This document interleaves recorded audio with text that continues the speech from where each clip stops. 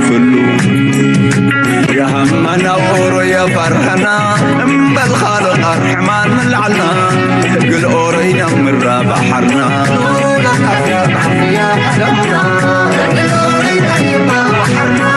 يا همنا أورو يا فرحنا بالخالق الرحمن من العلنا قل أورينا من بحرنا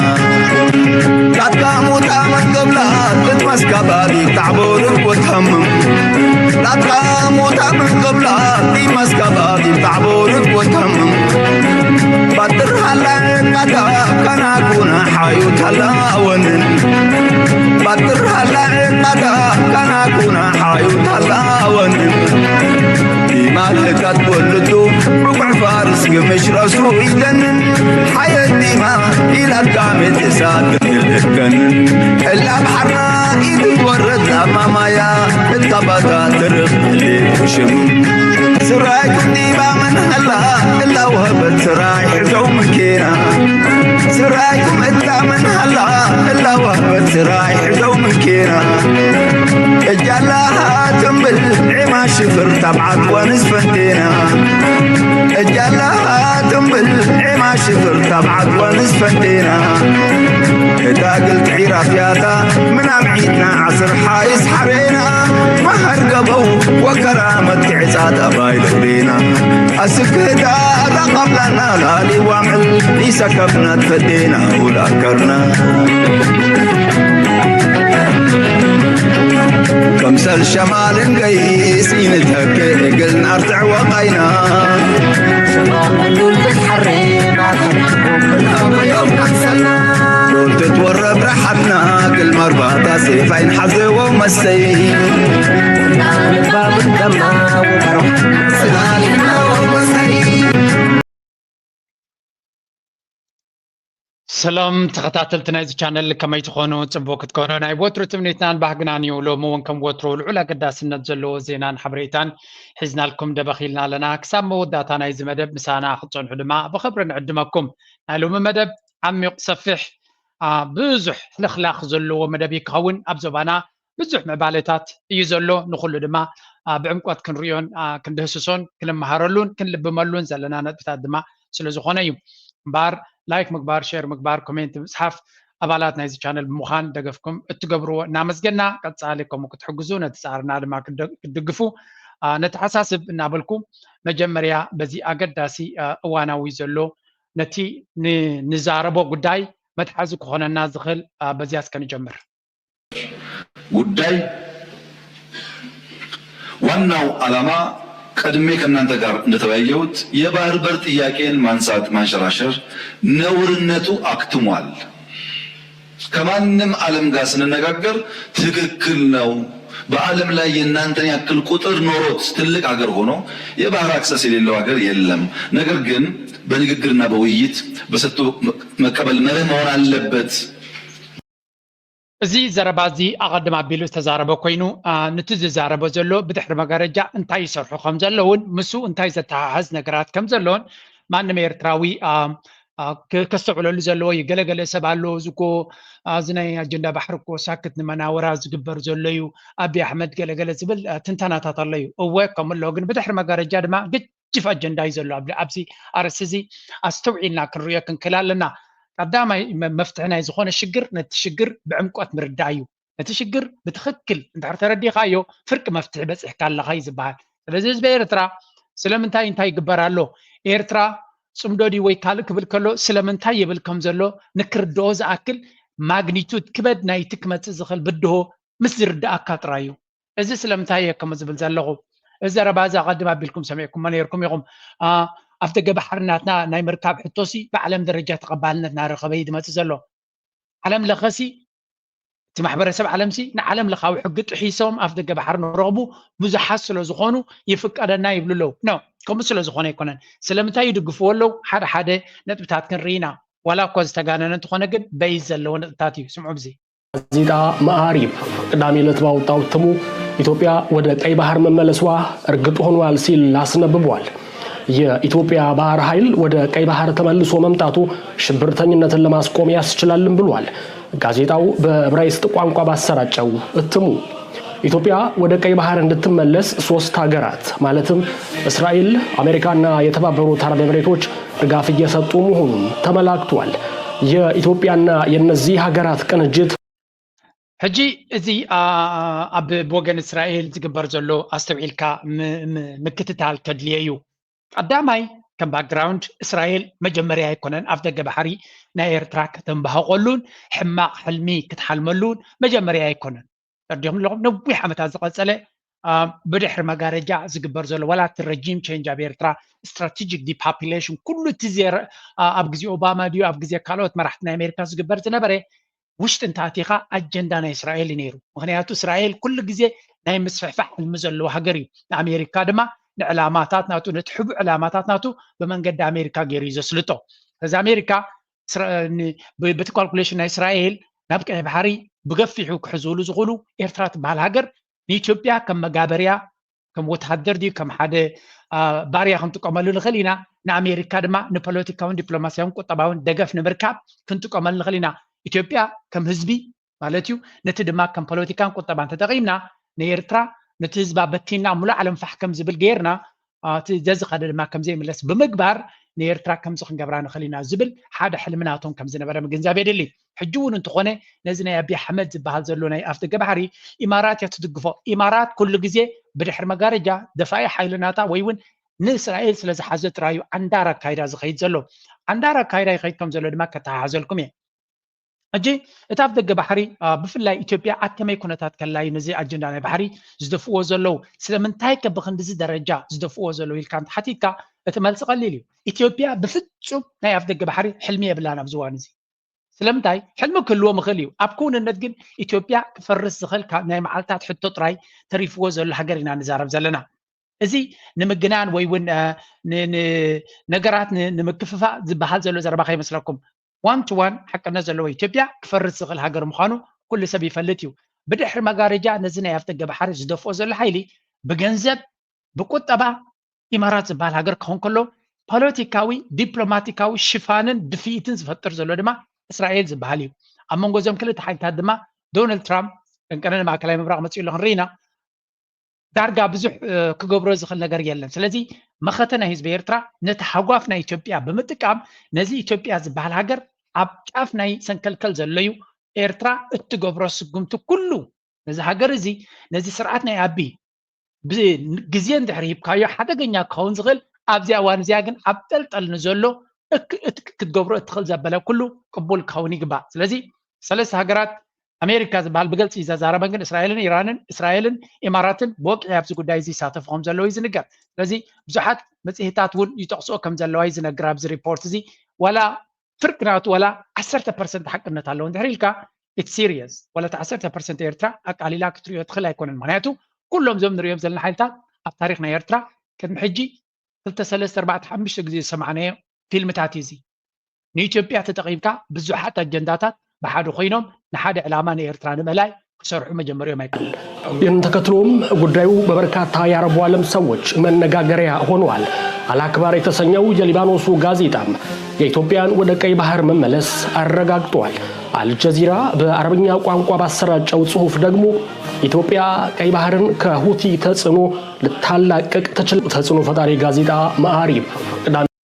ሕጂ እቲ ኣብ ዝተፈላለየ መንገድታት እዮም ዝገልጽዎ ዘለዉ ነቲ ኩነታት እዚ ኸዓ ኣስተውዒልና ክንሪኦ ከም ዘለና እዩ ዝገልጸልና። ንሳቶም ከምዚ ዓይነት ፕሮፓጋንዳ ኣብ ፕሮፓጋንዳ ኤርትራ ብጣዕሚ እያ ድኺማ ዘላ ክትፈልጡ ዘለኩም ርኢዎም። ንሳቶም ነቲ ህዝቦም ንምልዓዓል ነቲ ፊልሚ ንምስራሕ ቀሊል ዘይኮነ ብድሆ እዩ ዘጋጥመና ዘሎ። ኢትዮጵያ ኣብ ደገ ባሕሪ ተረኺባ እንታይ ዓይነት ሓይሊ ክህልዋ ከም ዝኽእል ዝብል መናወራ እዚ we know this is not going to happen እዚ ከጋጥም ዝኽእል ፋንታዝያ እዩ። ግን እዚ ፋንታዝያ እዚ ያሰርሕ እዩ። ስለዚ ናይ ኣይቲ ክእለ ዘለኩም ኤርትራውያን ነቲ ኣርቲፊሻል ኢንተሊጀንስ እናተጠቐምና ሕያል ዝኾነ ፃዕሪ ከድልየና እዩ። ስለምንታይ ንሳቶም እቲ ህዝቦም ብከምዚኦም ዝጥብርዎ ዘሎ ጌጋ ታሪክ ይነግርዎ ኣለዉ፣ ጌጋ ሕልሚ ይሸጥሉ ኣለዉ። እዚ ድማ ይሰርሕ እዩ። ክትፈልጡ ዘለኩም ኣብ ፕሮፓጋንዳ ይሰርሕ እዩ። ንሕና ድማ ዲባንክ ምግባር ሓደ ክፋል ናይ ስራሕና ክኾን ከሎ ካውንተር ምግባር ድማ ብፅሑፍ ዝገብሮ ዘለኹም ካልንካ ክረየኩም እየ። እነዚ ንሶም ዝገብርዎ ዘለዉ ድማ ካውንተር ክንገብሮ ክንምክቶ ከነውድቆ ክንፅዕር ክንክእል ኣለና። ኩሉ እዚ ድማ ንዓና ልዑል ኣገዳስነት ዘለዎ ይፅናሓለይ ክበሃሎ ዘይክእል ስራሕ ጌርና ክንወስዶ ክንክእል ኣለና። ኤርትራውያን ቅዱሳት ዝገብርዎ ኣለዉ ስራሓት ናይ ብሓቂ ጽቡቕ እዩ እዚ ድማ ክንቅጽሎ ኣለና ብፍላይ ኣብ ኤክስሪየ ብዙሓት ኤርትራውያን ሓያሎ ኤርትራውያን ኣብ ከምዚ ጉዳይ ይነጥፉ ኣለዉ ፕሊስ ኣተባብዕዎም ሓግዝዎም ሸር ግበሩሎም ፈለው ግበርዎም ንዓታቶም ድማ ከምኡ ዓይነት ስራሕ ንኽሰርሑ ኣተባብዑ ስኢልካ ኣብ ማዕዶ ኮንካ ምኒን ምባል ንልኡላውነትካ ዝደፍር ነገር ክግበር ከሎ ስኢልካ ኣብ ካልእ ጓል መንገዲ ሸንኮለል ምባል ውፅኢት ከምፃልና ከምዘይክእል ተገንዚብና ዘድሊ ስጉምቲ ክንገብር ኣለና እንታይ ከርእየኩም ፀኒሐ ሕጂ በቲ ሓደ ወገን እንታይ ንርኢ ፀኒሕና ኢትዮጵያ ኣብ ደገ ባሕሪ ንኽትረክብ ዲፕሎማስያዊ ከምኡ ድማ ብድሕሪ መጋረጃ ዝድግፍዎ ሓይልታት ንርኢ ኣለና እዚ ግን ብሕልሚ ጥራይ ክብፃሕ ዝኽእል ኣይኮነን ብተግባር ኩናት ንኽትገብር ተኮይና ወይ እውን ኩናት ክትውጅ ተኮይና ኢትዮጵያ ምክንያት ክደሊ ኣለዋ ምክንያት ንምድላይ ድማ ትግራይ ዝበሃል ክልል ብትኽክል ብዘይከኣል ዓለም ናብ ኩናት ክኸይድ ከም ዝኽእል ዘመልክቱ ብዙሕ ነጥብታት ክንርኢ ኢና መጀመርያ ነቲ ህወሓት ብኸመይ ታርጌት ይገብርዎ ኣለዉ ንዕኡ ታርጌት ንምግባር ድማ ኣካል ናይ ህወሓትን ናይ ትግራይ ፖለቲከኛ ዝነበረ ሕጂ ድማ መጋበርያ ኮይኑ ዘሎ ቀንዲ ኣጀንዱ ናብ ኤርትራ ክትከውን ከላ ካልኣይቲ ኣጀንዱ ድማ ነቲ ህወሓት ንምጥፋእ እያ ለተቀዳሚት አጀንዱ በዚያ ስምዑዋ ትግራይ ውስጥ የተፈጸሙ የሴክሹዋል ቫዮለንስ ጥፋቶች በ10 ሺዎች የሚቆጠሩ ሴቶች የተደፈሩበት ኢንሲደንት ጥናት ስናደርግ 76%ን የኤርትራ ሰራዊት ፈጽሞታል ነው ምክንያቱም የኤርትራ ሰራዊት እንግዲህ 76% ኤርትራ ሲፈጸሙ ማለት 24%ን የፈጸመው ሌላው ወገን ተጠያቂ አይደለም ማለት አይደለም አንድ ሰውም አንድ ጥፋትም ካለ ተጠያቂ ስለዚህ ፌደራል መንግስት 24% ውስጥ ፋኖ ወዘተ የሚባል ሁሉም ተንጋግዞ የሚመጣ history ወዘለኹም ሓደ ኣብ ገጅፍ ጽምዶ ናይ ስጋ መብላዕ ወፊሩ ከም ዘሎ ተኣካላቱ ይነግረና ኣሎ ናይ ጥዕና ኣይኮነን ክንዲዚ ሰብ ክንፋሕ መቸም ሓሶቱ ነፊሕዎ ክትብሉ ትኽእሉ ኢኹም ስለንታይ ዝብል ዘሎ እዛ ዘረባ እዚኣ ሓንቲ ካብተን ቀዳሞት ኣጀንዳ ተዋሂበንኦ ዘለዋ እያ ንሳተን ድማ ኣብ ትግራይ ዝተፈፀመ ዝብልዎ ዘለዉ ቲዮርቲ ኩሉ ግፍዒ ናብ ኤርትራ ኣፀጋዓዮ እዚ ኸ እንታይ እዩ ኤርትራ ናብዝን ተፀጊዕ እዚ ኩሉ ገበናት ናብ ኤርትራ ተፀጊዕካዮ ኣንጻር ኤርትራ ክግበር ዝኽእል ግብረ ወራዲ ገለ ሽፋን ክኾነካ ይኽእል ኢትዮጵያ ሓደ እቲ እገዳ ብዕሊ ኤርትራ ዘሎ ንክቕፅል ግራውንዲ ዝፈጥር እዚ ነቲ እገዳ ንኸይተልዕሎ ኤክስኪዝ ንኽትረክብ ሓደ ምክንያት እዩ ካልኣይ ድማ ኣብ ልዕሊ ኤርትራ ክግበር ዝኽእል ንዝኾነ ይኹን መመኽነይታ ንኽትረኽበሉ ዝበሃል ዘሎ እዩ ሳልሳይ እቲ ናይ ኤርትራን ትግራይን ዝግበር ዘሎ ዝምድና ምስ ሓደ ዓብዪ ዓመፅ ዝገበረ ስለ ዝኸውን ዘሎ ሕጋውነቱ ወይ እውን ተቐባልነቱ ንምጉዳል ዝግበር ዘሎ ህንደሳ ምዃኑ እዛ መልሓሱ መጀመርያ ሰብ ዝሓሳብ ምዃኑ ካብ ቃላቱ ስምዕዎ ኣይሶምን ኣይ ሳለስቲ ኩናት ጠጠው ምስ በለ ዝበሎ ዘረባ ስምዑ ናይ ደቂ ኣንስትዮ ጮያ ኖርማል ኮይኑ ዓመፅ ኖርማል ኮይኑ ኖርማል ጥራሕ ኣይኮነን ኣብ ገገድ ብጣዕሚ ዘሰክፍ እዩ ፀላእትና ዝገበርዎ ኢልካ ክትቃልዕ ይሕፍር እዩ ናይ ባዕለይ ሰባት እናገበርዎ ከመይ ኢልካ ክትዛረቡን ኣይ ዶንት ኖ ከመይ ከም ንገልፆ ይፈልጥን ህገወጥ ናይ ሰባት ዝውውር ዝበሃል መስካሕክሒ ሰባት ይሸጠሉ ዓዲ ኮይኑ ጮያ ኖርማል ኮይኑ ዓመፅ ኖርማል ኮይኑ ኖርማል ጥራሕ ኣይኮነን ኣብ ገገድ ብጣዕሚ ዘሰክፍ እዩ ፀላእትና ዝገበርዎ ኢልካ ክትቃልዕ ይሕፍር እዩ እዚ ትሪእዎ ዘለኹም ካብቲ ውግእ ተመሊሱ ፅቡቕ በሊዑ ፅቡቕ ክዳን ተኸዲኑ ምስ ተረጋግአ ዝተዛረበ እዩ ብርግፅ ድሕሪ ትውዕል ፕሪቶርያ ምስ ተረጋግአ ዝብሎ ዘሎ እዩ ኣብ ዝተረጋግአ ኩነታት ምጭዋይ ናይ ደቂ ኣንስትዮ ምዕማፅ ናይ ደቂ ኣንስትዮ ኖርማል ኮይኑ ዝብል ዘሎ ኣብ ግዜ ኩናት ወይ እውን ሕጊ ኣብ ዘይብሉ ፖሊስ ኣብ ዘይብሉ ኣካይዳ ኣብ ዘይብሉስ ከመይ ነይሩ ኢልካ ክትግምት ትኽእል ዶ ቀሊል እዩ ትመልስናቱ ሓደ ካልኣይ እዚ ሰብ እዚ ብዛዕባ ኣብዪ ኣሕመድ ዝብሎ ዝነበረን ሕጂ ዝብሎ ዘሎን ክትሪኦ ከለኻ ኣብ ዝተፈላለየ ከብዱ ኣብ ዝረባሓትሉ ንዑ ዝምችእ ንዑ ዝምጥን ምስኡ ዝኸይድ ነታ ከብዱ ከርብሕ ዝኽእል ነገር ንኽብል ከም ዝኽእል ኢና ንሪኦ ዘለና ትማልሲ ካብ ኣፍ ድሮናትን ካብ ሞትን ዝደሓንኩ ዝብል ዝነበረ እዚ ኢሚድየትሊ ኣንጻር እቶም መቃልሱ ዝነበሩ ቤላ ገይርዩ ኣብ እንዳጓሓፍ ተርቢዎም ዘሎ ንዕኦም ኣብ ልዕሊኦም ዝግበር መጥቃዕቲ ብምሉእ ቅቡል ክኸውን እዩ ዝገብር ዘሎ ረይዎ ብዚ ብክንደይ ገበናት ይኸሶም ኣሎ እዚ ከዓ ነቲ ህወሓት ዝበሃል እንታይ ዓይነት ገበና ኣብ ልዕሊኡ ንክኸውን እዩ ዝደሊ ዘሎ ስምዑ እዚ ናይ ብሓቂ እዚ ሰብ እዚ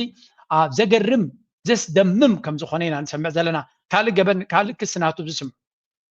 እስካሁን የዋሸሁት ይበቃኛል እስካሁን የታገዝኩት ይበቃኛል ሰው ሲሸጡ የሚኖሩ ሰዎች አሉ ኤርትራዊ መሸጥ ንብረት ነው የሚባለው ንብረት ነው የሚለው አውርደናል አውርደዋል ይታፍንና እንግዲህ ዓላማው የኤርትራን ሰራዊት እናፍርሰው የሚል ነበር በእኛ በኩል። ኤርትራን ሰራዊት ለማፍረስ ግን ሰዎች እንዲመጡ ማድረግ ነው። ግን ኤርትራን ሰራዊት ማፍረስ ዘመቻ ጀምሬያለሁ ብሎ ይሄን የሚመራው ወገን ገንዘብ ያላቸውን ሰዎች ብቻ ነው ማፍረስ የሚችለው። ስለዚህ የደሃ ልጅ ወጥሮ እንዲዋጋ ይገደዳል ማለት ነው። ከያዝኩ በኋላ 27 ወጣት አንድ ቤት ተዘጋና ቤተሰቦች ያላችሁ የሚባሉ ውጭ ሀገር ያሉ ሰዎች አካውንት እየተጠየቀ እዚ ቤላ ጌሪዩ ነቲ ናይ ህወሓት ብፍላይ ወተሃደራዊ ሓለፍቲ ወላ ሓለፍቲ ናይቲ ህወሓት ዝበሃል እንዳጓሓፍ ዝድርብዮም ዘሎ እዚ ገበናት እዚ ዓበይቲ ገበናት እዮም። ሂማን ትራፊኪንግ ማለት ዓበ ገበን እዩ። ኣብ ኢትዮጵያ ጥራይ ዘይኮነስ ብዓለም ደረጃ ገበነኛታት ንክኾኑ እዩ ዝገብሮም ዘሎ። ዝዛረበ ዘሎ ኣብ ልዕሊ ህዝቢ ኤርትራ ዝወሩ ዘሎ ግፍዒ ዝነግር ዘሎ ንጌታቸው ረዳ ኢና ክንኣምን ነቶም ካልኦት ናይ ትግራይ መራሕቲ ኢና ክንኣምን ንማንም ክንኣምን ኣይንኽእልን ኢና። ህዝቢ ኤርትራ ኣብ ትግራይ ከኣቱ ይጭወት ከም ዝነበረ ሰሚዕና ኢና። ብዓንዲ ርእሱ እቲ ቀደም ትግራይ እኮ ቴንዳ ከፊታ ጣይታ ሒባ ማይ ኣስትያ ተቐበለና ዝብል እልፊ ርእሲ ሓምሓም ዝኾነ ዝዛረበ ዝነበረ ንፅድቂ ኢሎም ይገብርዎ ከምዘይነበሩ ሽዑ ግዜ ነጊርናዮም፣ ግን ዝሰምዕ ሰብ የለን። ዝበዝሐ ሰብ እኳ ተረዲእዎ እንዲ ትገይም፣ ግን ሓደ ሓደ ለንዑ ከም ናይ ፅድቂ ናይ መላእኽቲ ስራሕ ገይሩ ኣብ ሶሻል ሚድያ ክግዕር ዝውዕል ዝነበረ ሎሚ ግን ጉዳይ መይታቶ ንድሕሪት ክምለስ ተገዲዱ ዘሎ። ስለዚ ንህዝቢ ኤርትራ ንሰራዊት ኤርትራ ካብቲ ዶባቱ ሃዲሙ ንክወፅ ተቐደም ኣብ ካምፒ ዝተፈላለየ ኣብ ሽመልባድ ኣብ ገለ ካምፕታት ክገብሩ ከለዉ ሰራዊት ናይ ኤርትራ ብምሉእ ብረቱ ደርቢዩ ደገ ንክወፅእ እዚ ድማ እቲ ስትራቴጂክ ዲፖፑሌሽን ነቲ ሃገር ድማ ህዝባን ዓቕማን መንእሰያን ዘቑዑ ካብ ፅኻ ጥራያ ከተትርፋ ዝብል ዝነበረ ኣጀንዳ እዩ ነይሩ። ኣይሰርሐን። ሕጂ እውን እንትኾን ድሕሪ እቲ ኩናት ነቲ ናይ ቀደም ዝነበረ ኣጀንዳኦም ናይ ሕጂ ግን ፍልይ ዝበለ እዩ። ንደቂ ሃብታማት ጥራይና ኸነ ካብቲ ሃገር ክነጥፍ፣ ምክንያቱ ገንዘብ ክንረኽበሉ ስለንኽእል። ስለዚ ጌታቸው ረዳ ብድንጋፀ ናይ ህዝቢ ኮነ ንዛረብ ዘሎ እዚ ነቲ ህወሓት ነቶም መራሕቲ ናቱ ማለት እዩ ዝለዓለ ገበን ናይ ግብረ ሽበራ ናይ ቴሮሪዝም ኦርጋናይዜሽን እዩ ንክበሃል እሞ ኣብ ልዕሊኡ ዝግበር መጥቃዕቲ ብኣቢ ክግበር ዝኽእል ብዓለም ደረጃ ደገፍ ንክረክብን ሓገዝ ንክረክብን ዝገብሮ ዘሎ ኣጀንዳ እዩ። እቲ ኩናት ነቶም መራሕቲ ጥራይ ኣይኮነን። እቲ ዝዘረበ ዘሎ ሰብ ሰራዊት ከም ዘለዎም ኣብ ትግራይ ይፈልጥ እዩ። ሂደዝን ኬር ትግራይ ናብ ኩናት ክትከይድ ከም ትኽእል ይፈልጥ ኣሎ። እዛ ዘረባ ናቱ መኽፈቲት ናይ ኩናት ጌርኩም ውሰድዋ። ኢትስ ማተር ኦፍ ታይም ናብ ትግራይ ውግእ ክግበር ከም ዝኽእል ዝበሃል ዘሎ ገለገለ ኣብ ትግራይ ዘለኻ ፅምዶሲ ንሻዕብያ ይሽግር ይብል። ኣብ ትግራይ ዘሎ ትሽግር እዚ ሰብ እዚ ሓደ ካብቲ ወደ ገባ ወይ እውን ከዲዑ ንህዝቡ እሕሊፉ ዝህብ ዘሎ ኢና ንርኢ ዘለና። ምክንያቱ ቅድሚ ሕጂ እውን እንተኾነ ንሱን ካልኦት ኤሊታት ናቱን ኣብ 2020 ማለት እዩ ነቲ ናይ ኣዲስ ኣበባ ዝነበረ መንግስቲ እምብለይ ብምባል ውግእ ተኸፊቱ መን ተጎዲኡ? ህዝቢ ተጎዲኡ። ንሳቶም ናልካ ክንገለ ኮኑ ክሳብ ሕጂ ማሲ እዚ ስም ዓበረ ነይሩ። ኩናት ከቢድ ነይሩ ተዝኾነ ዓበረን ሶሪ ዲስሪስፔክት እንደ ዝገብር ዘለኹ ግን አይ አም ጀስት ዲስክራይቢንግ ፋክት። እዚያ ዝርያ ዘለኹ ስእሊ እያ። ኩናት ኣብ በረኻታት እንዳባሓልካ ማይ ከይሰተኻ መግቢ ከይሰተኻስ ክትዓብር እዩ ዝግባእካ። ከምኡ ከምዘይነበሩ ኢኻ ትርኢ። ኤኒዌይ ዓቢሮም እዮም መፅኦም ክትብሉ ዝኽእሉ ዳትስ ኣሳይድ እሱ ኣገዳሲ ኣይኮነን። ዓብ ገበን ሓደ ገበን ጥራይ ግን ኣይኮነን። ካልኣይ ገበን ካረዩ እዚ ብሰብኣዊ ሂማን ክራይምስ ወይ ከዓ ክራይም ኣጌንስት ሂማኒቲ ወይ እውን ሂማን ትራፊኪንግ ዓበይቲ ገበናት ከሲስዎም ኣሎ። እሱ ጥራይ ግን ኣይኮነን። ካልእ ገበን ካረዩ ሩቅ ርቀት ሆኖ ውጊያ ይመራ የነበረ ሰው አት ዘ ሴም ታይም በኤክስካቫተርስ ወርቅ የቆፈረ ይሸጥ ነበር። ሸጦ የት አካውንት እንዳስገባ አውቃለሁ። ማን የድለላ ገንዘብ እንደወሰደ አውቃለሁ። ይህ ሁሉ ይዘን ነው እርምጃ መውሰድ አውቃለሁ። በሚስጥር ነው ውይይቱ መደረግ ያለበት። እነ ጌታቸው የያዘች አውሮፕላን ከመቀለ ተነስታ ጅቡቲ እየሄደች ነው። ይሄን ሌላ ሰው ሊያወጣው አይችልም። በወጣቱ ዘንድ የሚቀነቀል እዚ ትሪዎ ዘለኹም ቦምብ ሼል ዝበሃል እዚ ናይ ብሓቂ ነቲ ህወሓት ዝበሃል ጠቕላላ ንክድምስሶ ዓጢቑ ዘሎ ሰብ ኢና ንርኢ ዘለና። ኩሉ እቲ ምስጢራት ናቱ ነናይ ዓመታት ዝተቃለሰሉ ነቶም መራሕቲ ምስ ኮይኖም ኣብ ብድሮናት ናይ ኣቢ ዝሰሓቱ ዝነበሩ ከም ብሓድሽ ብድሮናት ንክጠፉ እንተኮይኑ እዩ ሕሊፉ ዝቦም ዘሎ። እዚ ከዓ ናይ ብሓቂ ነቶም ተጋሩ ኣብ ጉዳይ ናቶም ከለዉ ጥራይካ ከተንብቦም ዘለካ። እዚ ሰብ እዚ ነቶም ተጋሩ መራሕቱን መካይቱን ክሳዕ ክንድዚ ክሕደት ኣብ ልዕሊኦም ክፍፅም ዝኽእል እንድሕሪ ኮይኑ ኣብ መለስ ዜናዊ ኤርትራ ኣብ 4 ኪሎ ምስ ኣብፅሓቶ እንታይ ዓይነት ክሕደት ኣብ ልዕሊ ኤርትራ ፈፂሙሲ ብኸመይ ክገርመካ ይኽእል? ንድሕሪ ተመሊስካ ኩሉ ሪኢቫልዌት ክትገብሮ ክትክእል ኣለካ። ከምኡ ድማ ንቅድሚት ሓሊፍና ድማ እንገብሮ ስጉምትታት ክሳዕ ክንደይ ጥንቃቐ ከም ዘድልየ ኢና ንርኢ ዘለና። ስለዚ ኩሉ ምስጢራት ናቶም እዚ ንህዝቢ ዝነግር ዘሎ ናይ ኣቢ ኣሕመድ ቀደም 10 ዕፅፍ ናይ ዝነጊርዎ ኣሎ ዛዕባት ናይ ህወሓት ፀገም ስለዚ ህወሓት ከቢድ ብድሆ ህወሓት ናብ ኤርትራ ሕግብግብ ዘብሎ ዘሎ ኤርትራ ድማ እቲ ዕላማ ፅቡቅ ጌር ተረዲዋ ስለ ዘሎ ያ ትፅምዶ ትደሊለላ እምበር ንኤርትራ ሓገዝ ካብ ህወሓት ክርከብ ስለ ዝኽእል ኣይኮን ህወሓት ይኹን እቲ ህዝቢ ትግራይ ኣብ ዓበ ሓደጋ ከም ዘሎ በዚ ኻትሪ ምክንያቱ እዚ ሕሊፉ ይቦም ኣለዉ ክልተ ነገር ወርቂ ይስረቕ ኣሎ ኢሉ ሰባት ናይ ሰባት ዝውውር ይገብሩ ከም ዘሎ ይኸስስ ኣሎ ብሓፈሻ ነቲ ውድብ ድማ ዝኸስስ ዘሎ ሳልሰይቲ ገበን ድማ እዘን ክልቲአን ድማ ነቲ ቀንዲ ዕላማ ናበይ ታርጌት ዝገበረ ነዚኣ ነጥብዚያ ነዛ ሕጂ ዝበኩም ነጥቢ ንዓዓ ንምክልካል ዝግበር ዘሎ እዚኣ እታ ኣብ መወዳእታ ነጥቢ ንሱ ካሃርማ ደልዩ ዘሎ መንግስትና ፋኖ ከፌደራል መንግስቱ ጋር ግጭት ውስጥ የገቡት ትግራይ ላይ የተጀመረው ጦርነት በፕሪቶሪያ ምክንያት ጋብ ስላለ ነው የተጀመረውን ዘመቻ ማጠናቀቅ አልቻልንም የሚል ነው። ይሄ በይፋ የተነገረ ነው። ይሄ ምን ፕሬዝዳንት ኢሳያስ እኮ ተኮሊፍና ማለት ይሄ ሰው ያደናቀፈን ዘመቻችንን እስከ መጨረሻው መቀለ ተገብቶ የትግራይ ህዝብ ወደ ሁሉ ነው ተኮሊፍና ናይ ፕሬዝዳንት ኢሳያስ ንዓኻ ከምዚ ከማኻ ንሓሰውቲ ከኣል ደሊ ነይሩ በርን ህዝቢ ትግራይ ዳን ተገይርዎ ህዝቢ ትግራይ ሕጂ ሳብ ከባቢኡ እንዲ ደሎ ካርመ ደሊ ወይ ከጥፎ ከምቲ ንስኻ ትብሎ ዘለኻ ክገብር ዝደሊ ነይሩ ተዝኾን ብገበረ እንታይ ተኸልኪልዎ ኣሎ ውዕል ፕሪቶሪያ ኮ ሚሳይላት ኣይኮነን ወረቐት ኮ ከፈሪንካ መፂኻ ውዕል ፕሪቶሪያ ክሳዕ ክንዱ ብድሮናትን ገለመለን ዝኽልክል ኣይኮነ ነይሩ ኣብይ ኣሕመድ ድማ ሰራዊቱ ውፅኢ ነይሩ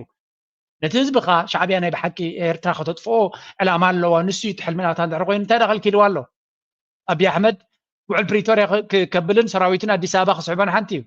من كلكيل وني روك أتخلو أبتتنك عف جزيسي شعبية كم مدب نيرو تزغون حسوت بعل نسخاجن كل جزء سعجبنا مفتار كلا سلزلكم unfortunately نعاقدكم مجابريا خو جبرو زغول حيل تاد بزح سلزغونو إذا حجت ريواد اللغم إتا نفس أبي أحمد نمدحان أبي أحمد نزي غرتاي للو جلز سلزغونه يكونن أبي أحمد useful idiot سلزغونه زي بلا غير خطك عمليو سلمتاي إذا حيلي نابود ما تزلو كل يريو سلزلو This force is coming to him. إذا حيل زي ما صار له زي تريواد لهم فان يزبان فان يونايتد كوين له إذا كل حسين تريواد لهم نبى بزغ لعزل له لازم إذا حسين إذا نخلك تقينه عب مونجو عم حارو عبنا وسخ فترة خلاله عب مونجو تجارو عبنا وسخ فترة له بس تخيل مثلا عاوز تأفق جنزب منهم جنزب هيكون النوع عبزي قد دايز تأفق جنزب نعبي صدقي مخنياته نخرسو كاب مثلا العلي أقداسي سلزخانه ስለዚህ እዚ ናይ ፋኖ ሓይሊ ተበጊሲ ዘሎ ናበይ ንኣዲስ ኣበባ ንኣቢ ንብምንቋር እዩ ካልይቲ ሓንቲ ዘረባት ዝረባላ እዚ ትሪእዎ ዘለኹም ሓፂን እዚ ኩሉ ትሪእዎ ዘለኹም ሓፂን ንምንታይ መፅኡ ዘሎ ዝበሃል ዘሎ ሓደ ኣብዚ ከባቢ ኣብይ ኣሕመድ ክረም ከም ዝኽእል ወይ እውን ንምፍንቃሉ ፕራክቲካል ዝኾነ ስጉምቲ ዝረአ ዘሎ ፕራክቲካል ዝብለኩም ዘለኹም እንታይ እቲ ፕራክቲካል ንብሎ ዘለና መጀመርያ ፋኖ ዩናይትድ ዝኾነ ግንባር ሕብረት ዘለዎ ግንባር ሓደ ኮማንዳ ቆይም ኣሎ ሓደ ተዲምሎም ሓደ ግንባር ቆይም ኣሎ ስለዚ ፋኖ ዝገብሮ መጥቃዕቲ ኮኦርዲኔትድ ዝኾነ መጥቃዕቲ ይከው ሓደ በሉ ካልኣይ ወያነ ወይ እውን እቲ ናይ ትግራይ ሓይሊ ኦርጋናይዝድ ዝኾነ ዕላሙ ናብ ኣብ ገፁ ከምኡ ድማ ነቲ ኣብ ደቡብ ትግራይ ዘሎ ሓይሊ ቀዳማይ ክኸውን ዝኽእል መጋበርያ ንኣቢ ክኸውን ዝኽእል ንዕኡ ድማ ታርጌት ገይሩ ተበጊስሎ ስለዚ ኣምሓራ ትግራይ ክልቲኡ ኦርጋናይዝድ ኮይኑ ናይ ሰሜን ሓይሊ ናብኡ ገፁ ክመፅእ ከሎ እንታይ ቻንስ ኣሎ ኣብይ ኣሕመድ ወላ ሓንቲ ቻንስ የብሉ ነዚ ብዝተኻለ መጠን ንክበታትኖ ኣብ መንጎ ዘሎ ኩነታት ንከፍርስ ንዕኡ ክሕግዞ ዝኽእል ሓይሊ ኩሉ ንክገብር ብፍጹም ስኽፍ ክብል ኣይክልኒ ኩሉ ዝከኣሉ ክገብር ከም ዝኽእል እንኮላይ ንኣቢ ጌታቸው ረዳ ነዚ ጉዳይ እዚ ንክሕግዞ ኩሉ ግዜ ኣነ ነዚ ነገር ክነግር ከለኹ ፅቡቅ ዝኾነ ስእሊ ክህልወና መረዳእታናትና ሰፊሕ ክኸውን እየ ዝደሊ ኣብ ህውተታ ወይ እውን ኣብ ሃይፖተሲስ ኣይኮና ቲዮሪ ይኮና ንዛረብ ዘለና this is a very practical case እቲ ፕራክቲስ ድማ ኩሉ ክንግንዘቦ ክንክእል ኣለና ንኣቢ real threat ናይ ብሓቂ ዓብይ ችግር ያጋጥምዎ ዘሎ ኣምሓራ ዝበሃል ትሪእዎ ኣለኹም ኩሉ እቲ ፋኖ ዝበሃል ድማ ኮኦርዲኔትድ ኮይኑ ኣሎ ትግራይ ዝበሃል ሓይሊ ድማ ኮኦርዲኔት ኮይኑ ኣሎ ስለዚ እንድሕሪ ኣምሓራ ዩናይትድ ኮይኑ ተርዲኹም ኣለኹም ትግራይ ዝበሃል ድማ ፀላእዩ ኣነፂሩ እንድሕሪ ፈሊጡ ክልቲኡ ግንባር ናበይ ይዕላሙ ሓደ ፀላኢ ዘሎ ደን ኣብ ናይ ኦሮሚያ ክልል ዘሎ ድማ ብክልቲኡ ብምዕራብ ኦሮሚያ ዘሎ እቲ ሸነዲ ወላ ብካልእ ዘሎ እዚ ድማ ተንስኡ ናብ ኣብ ገፁ ክኸይድ ከሎ بكل جنبارات كموصل زخل شجر أب بين شانقول كمان تي حدا تقول جل بدو السودان زعتو متقعتي قبر كم زلي زنقر زلو بمبرق تحيكا تي أوغادين زبهال لينو حلم اللو. So all we see is like Abiy Ahmed is in deep trouble. أبي شجر سلزلو كابز شجر زين موتي كل زك على كجبر كم زغل كل زك على نمجبار دماء سقطات زلون زي اللي كفسس كم زغل مجنزابي أكل نمجنزاب زأكل يزعبر زلهم سلزي critical time بتبصح كم زلينا نرجعنا أقداسي نتبي أبي أحمد أتمز كناتات كله أجندة ناي بحر كزارب كله انتهي مالتي أجندة ناي بحري ناي كالو أجندة مخانو بزيز يرداك ترى يكونه كيف توه أجندة ناي بحر نخدم يقدروا خمسة لون ما نعرفنا أبي أحمد حسب ماتيو كابز وشت أو من كراغرو ناتو كوتس أزخل حيلي يلا there is no forest كابز شجرز كوتس أزخل إزي تي بوي وتهدروا عيني يدري دلهم خالد مالو أبي أحمد إزي ترى يكون أشجعهم listen to this one بخالد جنبار كهن ريانا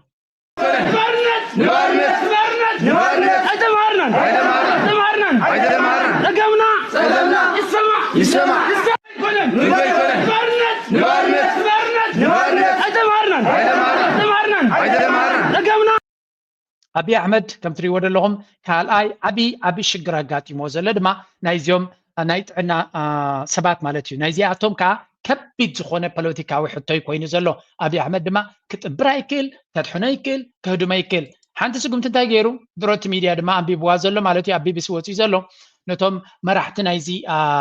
كجلز زبالهم نايزي the president نايتي Association of Health Professionals and 3 doctors were arrested لذي زوم 4 سبات كم لما president نايتي association نايتهم ناي حكمنا كيلاتات زنبرة نعتاتهم أسيرو خمسة لينا نرزلنا قال سبالو أبي أحمد كو ديمقراطية ومنجستيو حقاو نتنزلوا really okay listen زي أسمعوا وابلو በእስር ቢያንስ 100,000 የፖለቲካ እስረኞች አሉ። በማንኛውም ክልል የዚህ ያህል የለም። ኦሮሚያው ዛሬ ቢያንስ 100,000 የፖለቲካ እስረኞች አሉ። በኦሮሚያ ክልል ብቻ ሸገር በሚባለው አስተዳደር ውስጥ ብቻ ወደ 30 እስር ቤቶች አሉ ቱዴይ ኦኬ። በኦሮሚያ ሚኒመም 100,000 ፖለቲካ እስረኛ አለ። سمعوا لهم أب كل الأوروميا زبالت راي بوحدو 100,000 زخون صراحتنيا بوليتيكا أسر كم زلوا ينقرالو 100,000 so I mean this country is it's a very very tragedy in Eritrea زي هاجر زي قربيتنا بمخانا tragedy زي حزنينا بحكي سلمتاي أب عالم زلوا كله جنوسايد يفتصم ولا هلكيت يفتصم ولا بدرون سبيقتل ولا ما يتأشح سبيسر على ما يتخننون أنا زي هاجر زي إيرترا ترى يتخنن زغانتايو كم يزي بلا بده كم زلوا إيرترا كترد الله كتفتن الله كا أتامن سي كرداك خلالو تعميد كا كم بقيع مخالا يواسني أمين جوار ود تعديو زي جوار has every reason نتكونتات promote كو قبرو معناتنا أبي أحمد نخاليو ود عديو جوار ود عدو أورومي دمخمو كاب أبي أحمد كقربكاي كلني أبي أحمد سي كابني جوارنا عخا قربكاي كلني تي مقابريا كون زل سمالتي سلازي إذا هاجر زي أكمل زبالة ديق زبالة troubles وديق زليو زيناي health care issue دما أبي أحمد كفتح خمسة كل أب سمعوه إذا بزي أبر كاب reality divorce زخون ويا كاب كوننت زحاو تتمرح مخانا بسمعه ጥናቱን እናይና ብንጨምር 9 ሺህ የሚበላው ሰውዬ እንደ በጣም ብንጨምር 5 ወር ይጨምርልን ትርጉም የለውም። ስለመጨመር አሁን ይጨምራል አይጨመርም ብሎ መናገር የዘይትና የምናምን ዋጋ ለመጨመር ካልሆነ በስተቀር ዋጋ የለውም። ደሞዝ በሚመለከት ነቶም ናይ ሄልስ ኬር ሰራሕተኛታት እኮ እዮም ዋላ ቶም ድፈቱ ወይም በዚ ነገር ዝስክሑ ዘለው እቲ ኩሉ ናይ ጥዕና ፕሮፌሽናልስ እዚ ኩሉ ኢንፍሌሽን ኣብቲ ሃገር ወሪዱ በሸርፊ ናይ ወፃኢ ሸርፊ ካብ 57 ናብ 115 ድዩ ገለመለ ወላ 130 ደይብሉ ኣብ ዘሎ ግዜ ደሞዝ ወላ 500 እውን ክውስኸሎም ከም ዘይክእል ዶክተር ናይ ስፔሻሊስት ዶክተር $10,000 ብር ዝኽፈለሉ $80 ዝኽፈል ኣብ ሓደ ሃገር መናብር ኣብቲ ሃገር ክሳዕ ክንደይ ሰማይ ደይብሎ ገዛ ክራይ ንበይኑ ምክንያቱ ኣብ ኣዲስ ኣበባ ክንደይ ገዛውቲ ኣፍሪሱ ዘሎ ክንደይ ገዛውቲ ድኻታት ዝቕመጡሉ ዝነበሩ ኣፍሪሱ ዘሎ ነቲ ድኻታት ዝነብሩሉ ገዛውቲ ኣፍሪሱ ፓላሶታት ይሰርሕዎ ዘሎ መን ይዛእተው ዓቕሚ ዘለዎ ገዛ ክራይ ኣብዚ ናተይ ቻት ዝፅሕፍዎ ስምዕዎ ክንምንታይ ክቡር ከም ዘላ ኣዲስ ኣበባ ኢማጂን ኣዲስ ኣበባ ሰረ ዝነበረ ብ10,000 ሰረ ዶክተር እንታይ ገብር ኸልጅ ብዘይ ቃል ዓለምና ብልሽውና ካትዩ ብዘይ ገለ ዝኾነ ይኹን ነገር ወይ ንብረት ክሸይጥ እዩ ወይ ገለ ነገር ክገብር እዩ ወይ ገለ ነገር ምክንያቱ ሰርቫይቫል ሕቶ ናይ ሰርቫይቫል ስለ ዝኾነ ደሞዝ ዘይከፍሎም ድማ ስለምንታይ ኮራፕሽን ትገብሩ ኣለኹም ካይብሎም ያ ደሞዝ ድሕር ዘይከፊልካዮ ንሓደ ሰብ ክበልዕን ክሰትን ዘይክእል ተኮይኑ ሓደ ብዚ ዶክተር ኣሜሪካ ከይዱ ኣብ ኮንፈረንስ ምስ መሳርሕተይ ክዛረብ ከለኹ ዘጋጠመኒ ዝበሎ ስምዑ ብዚ ምን ነው ሳቅ አይ ደሞዝ ሲወራ ሰሞኑን ወደ አሜሪካ ሄጄ ነበር ለአንድ ትልቅ ኮንፈረንስ ነበረን የህፃናት የልብ ቀዶ ጥገና ላይ እዛም ኦልሞስት ከማገኛቸው ሰዎች በሙሉ የሚጠይቁኝ ስንት ይሆናል ደሞዝህ ነው እና የደሞዝ ጉዳይ ያው ማብቂያ የለውም እና ስነግራቸው እርግጥ ሁሉም እንዴ እዚህ እኮ አንድ በጽዳት ላይ የተሰማራ ሰው በቀን የሚያገኘው ብር ነው በቀን የሚከፈለው እኮ ነው አንተ በወር የምታገኘው ይሉኛል ያ እንታይም ዝብሉ ዘሎ ቲ ኣብ ናይ ደገ ኮንፈረንስስ ክንከይድ ከለና ምስ ካልኦት ክንሳተፍ ከለና ምስ ካልኦት ክንዘራረብ ከለና ይብላ ኣሎ ንሕና ንኽፈሎ ብወርሒ እቲ ዝተሓተ ሰራሕተኛ ንመዓልቲ ዝኽፈሎ ዝተሓተ ሞያ ወላ ናይ ፅሬት ሰራሕተኛ እንትኾነ ንመዓልቲ ዝኽፈሎ ገንዘብ ኢኻ ንወርሒ ትኽፈል ዘለኻ ብምባል እዮም ዘሰንብዱና ይብሎም ኣቦ ስድራ እዩ ሕጂ 8,000 10,000 12,000 ከፊልካዮ ስድራ ዘለዎ ደቁ ትምህርቲ ክሰድድ ዝኽእል ኣብዚ ብጣዕሚ ናማረረይ ዝዛረብ ደቁ ኣበይ ክሰድድ ዝኽእል ትምህርቲ ኣብ ኢትዮጵያ ናይ መንግስቲ ሰድድ የለን ኩላ ፕራይቬት ክሰድድ ዝደሊ ምክንያቱ ናይ መንግስቲ ሰባት ብጣዕሚ ከቢድ ስለ ዝኾነ እቲ መንግስቲ መምሃራኑ ትሑት ስለ ዝኾነ ኣብኡ ትምህርቲ የለን that's why 95% ኣብ ማትሪክ ዝተርፉ ኣብቲ ሃገር ወታደራት ድማ ዝኾኑ ደለው ዕጅብ ዝዋን እዚ ማለት እዩ በአደባባይ ይቅርታ መጠየቅ ፈልገው ልጆችን የተሻለ ነገር ማግኘት ይችሉ ይሆን ነበር ሌላ ቦታ ቢሆኑ ነገር ግን የተሻለ ትምህርት ቤት እንዳይማሩ በእኔ ምክንያት እዚህ መሆን ግዴታቸው ሆኗል እና ናይ ብሓቂ ዘሕዝን እዩ ገንዘብና በየጥፈሎ በዓል ስዩም ተሸመ ፍሉይ መኪና ፍሉይ ገዛ ከም ድማ በማይ ተሽሓት ብር ወላ ዶላራቱን ዝኽፈሉ ሰባት እዮም በዓል ኤርሚያስ ለገሰዲ ወላ ተከዘ ዝብልዎ በዓል ንሱ እቲ ገንዘብ ናቦም እዩ ዝኸይድ ዘሎ እቲ ዘሕዝን ክፋሉ እዚ ሰብ እዚ ንባዕሉ ወሃም ዝነበረ ትምህርቲ ዘይፈልጥ ቁም ነገር ናይ ትምህርቲ ዘይፈልጥ ኣብታ ኮረሻ ደይቡ ንገንዘብ ናይ 12 ክሳብ 12 ቢልዮን ዝትመን ፓላስ ሰሪሑ ኣሎ 40 ሸቓቕ ገለመለ ዘለዎ ህዝቢ ካብ ምንታይ ይነብር ኣሎ ደኳትር ናቱ ከማን ህይወት ሰርቫይቫል ክገብሩ ይከኣሉ ስለዚ ከምዚ ኩነታት ዘሎ መራሒ ንኻልእ ዓበይቲ ነገር ክገብር ክፅበዮ it's just a little bit naive ካብ ኩንነት ርሒቕካ disconnected ኮይንካ መንባር እዩ እጂ ናብቲ ኢንተርናሽናል ዜና What is the message that's being sent out by choosing Saudi as his first foreign trip in his second term? And from what you've seen, I mean, we were just looking at the live picture, right? Just talk us through kind of what stood out for you. Well, I mean, I think Hashim's point is the key one. This, for Trump, can only be a win-win because he's already got sewn up the financial side of it. He knows he's going to do lots of big deals with the Saudis, with the Qataris, with the UAE. He can come back with that and say, look at the success I've got. I've got my big Sharpie pen. I've signed all these deals and look at all the money I've made for the US. But also, he's got all of these diplomatic balls in the air right now. So we're talking about Gaza, we're talking about the Iran talks, we're talking about Russia, Ukraine. Now this... ከምዚ ንሪኦ ዘለና ፕሬዚደንት ናይ ኣሜሪካ ዶናልድ ጄ ትራምፕ ናብ ስዑድ ዓረብ ከይዱ ከም ዘሎን ኣብ ስዑድ ዓረብ ድማ ከምኡ የለን ብዝተጋየፀ ካርፔት ከምኡ ድማ ዓብዪ ኣቀባብላ ተገይሩሉ ከም ዘሎ ንዶናልድ ትራምፕ ድማ ናይ ቀዳማይ ናይ ወፃኢ ሃገር ጉዕዞ ናቱ መብዛሕትኦም መራሕቲ ናይ ኣሜሪካ ኣብ ካልእ ዓለም እዮም ዝገሹ መጀመርያ ናይ ዶናልድ ትራምፕ ግን በቲ ናይ ካልእ ኣካይዳ ስለዘይከይድ ረብሓ ኣብ ዘለዎ ጥራይ ዝኸይድ ረብሓ ናቱ ድማ ከምዚ ንሪኦ ዘለና